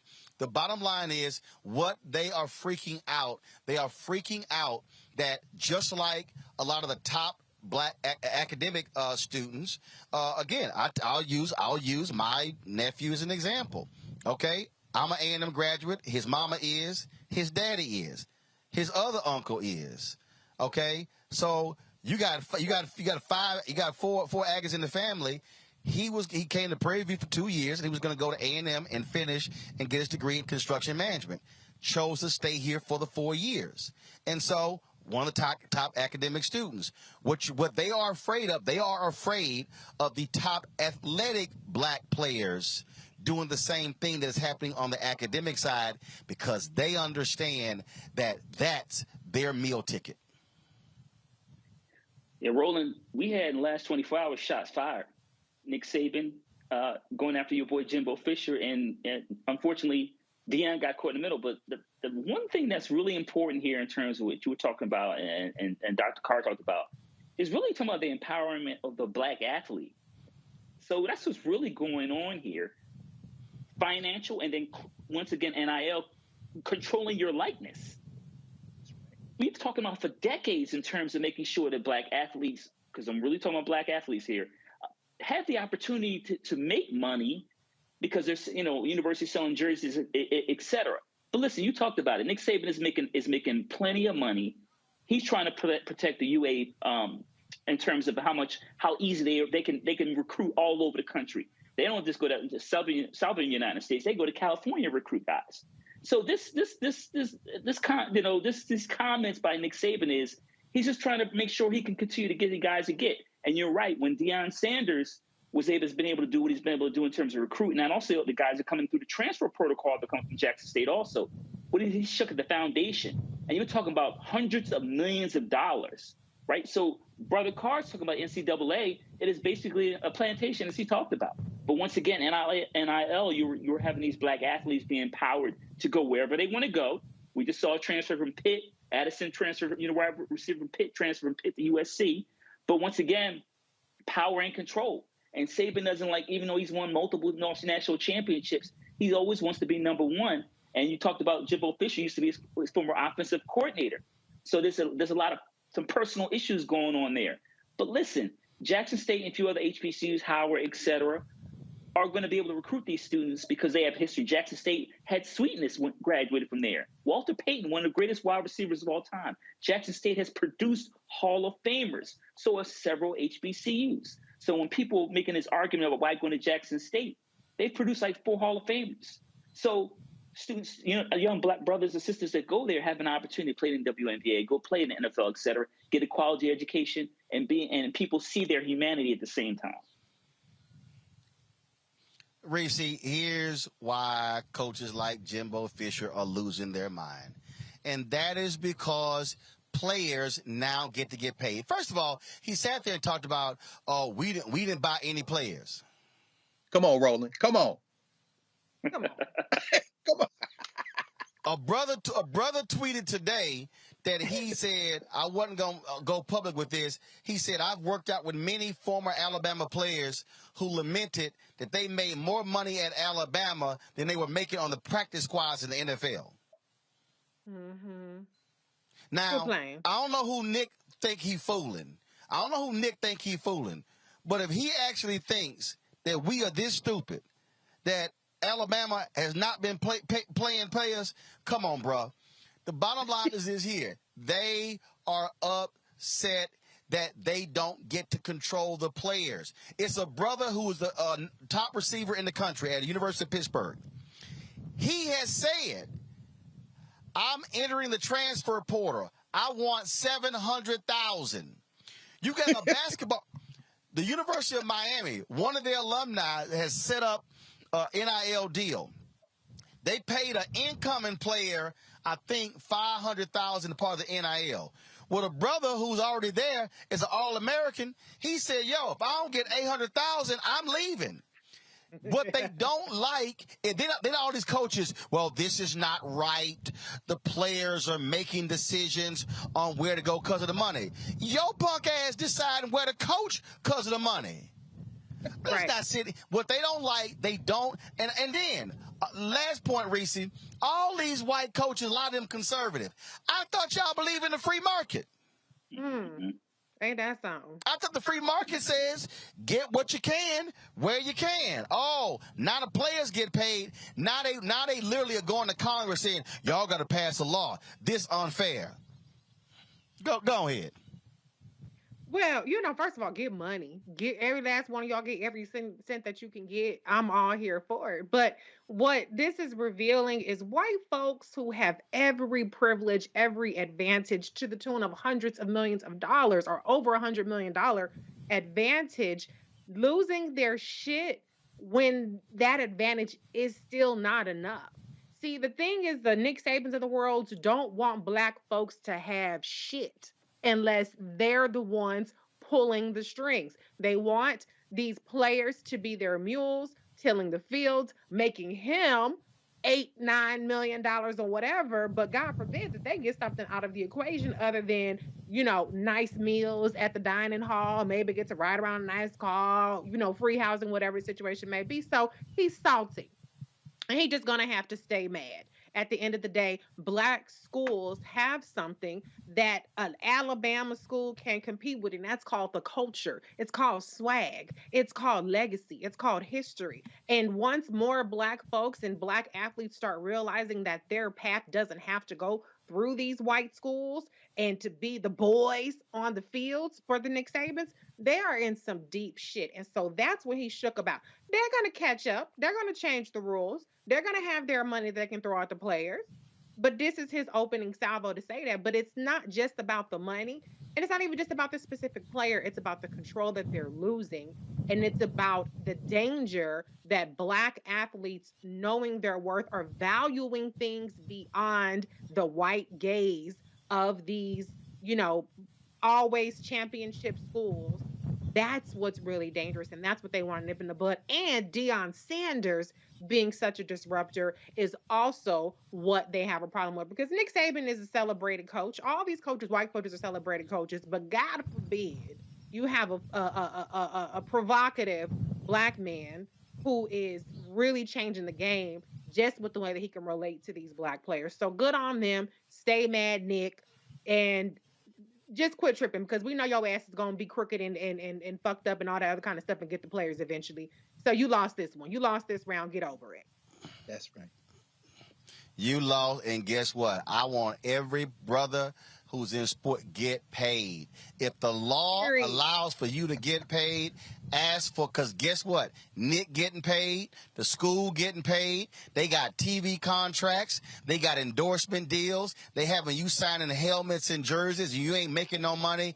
Damn it, get paid. I told y'all America is a capitalistic society, and the reality is the talent is been making the money, and it ain't no different what I've been saying to all these HBCUs. Y'all need to be looking at every single one of y'all contracts and saying, hold up, are we properly monetizing and getting our value? I said it. I don't understand how the State Fair Classic is not on television. Prairie View and Grambling should be looking at their contract and saying, okay, are we making enough money? Grambling should be able to get enough money for the State Fair Classic to bring their band to Dallas. They have it. Okay, somebody should be looking at that contract. All I'm simply saying is, folks, this comes down to the money, taking advantage of the opportunities. And so, hey, if a HBCU can create a collective, Grambling has created a collective that allows for them to go create NIL deals for their players. That's exactly what should happen. So if you got some brother who's a backup to the backup at one of these Power 5 schools, yo, go find $50, $75, $100,000 and say, come on down. Because guess what? The NFL will still find you. Jerry Rice is in the Hall of Fame, and he was down there at little bitty Mississippi Valley State. That's right. Trust me, when you got talent, they'll find you, but get paid. So Nick Saban, you can cry all damn day you want to. We don't give a damn when you crying. So Dion don't care. Jimbo, Texas A&M don't care. And trust me, I don't know whether the October 8th game is going to be in College Station or it's going to be in Tuscaloosa, but I will be on the sideline because I want to see who going to get cussed out when A&M plays Alabama on October 8th. Y'all, that's it for us. Larry, Reese, Greg, I appreciate it. Thank you so very much. Y'all, we got to go. It's been a great day. Let me thank the folks at Prairie A M University for allowing us to stroll through. Y'all think I'm lying. We literally hit them up on Monday and say, hey, we coming through. Can we do the show on the campus? They accommodated us, so we certainly appreciate that. So please, y'all, and remember, I keep telling alumni, get back to your school. Don't be sitting here wearing your letters and talking about your school if you ain't sitting no damn check. Don't be sitting here spending money coming back from homecoming and you buying hotel rooms, tickets, rental cars, food, and alcohol, but you ain't left no check to the university for the next generation. That's all I'm saying. Folks, that's it. Tomorrow, we're going to be live streaming at noon the ceremony at Jack Hayes High School. We're giving away 2 more of my scholarships. We did it last year for the first time. I'll be on the campus of JY tomorrow, and we'll be broadcasting the show from Jack Hayes as well. So we'll be in Houston tomorrow. Thank you so very much, folks. I will see you tomorrow on Roland Martin Unfiltered right here on the Black Star Network. Holla!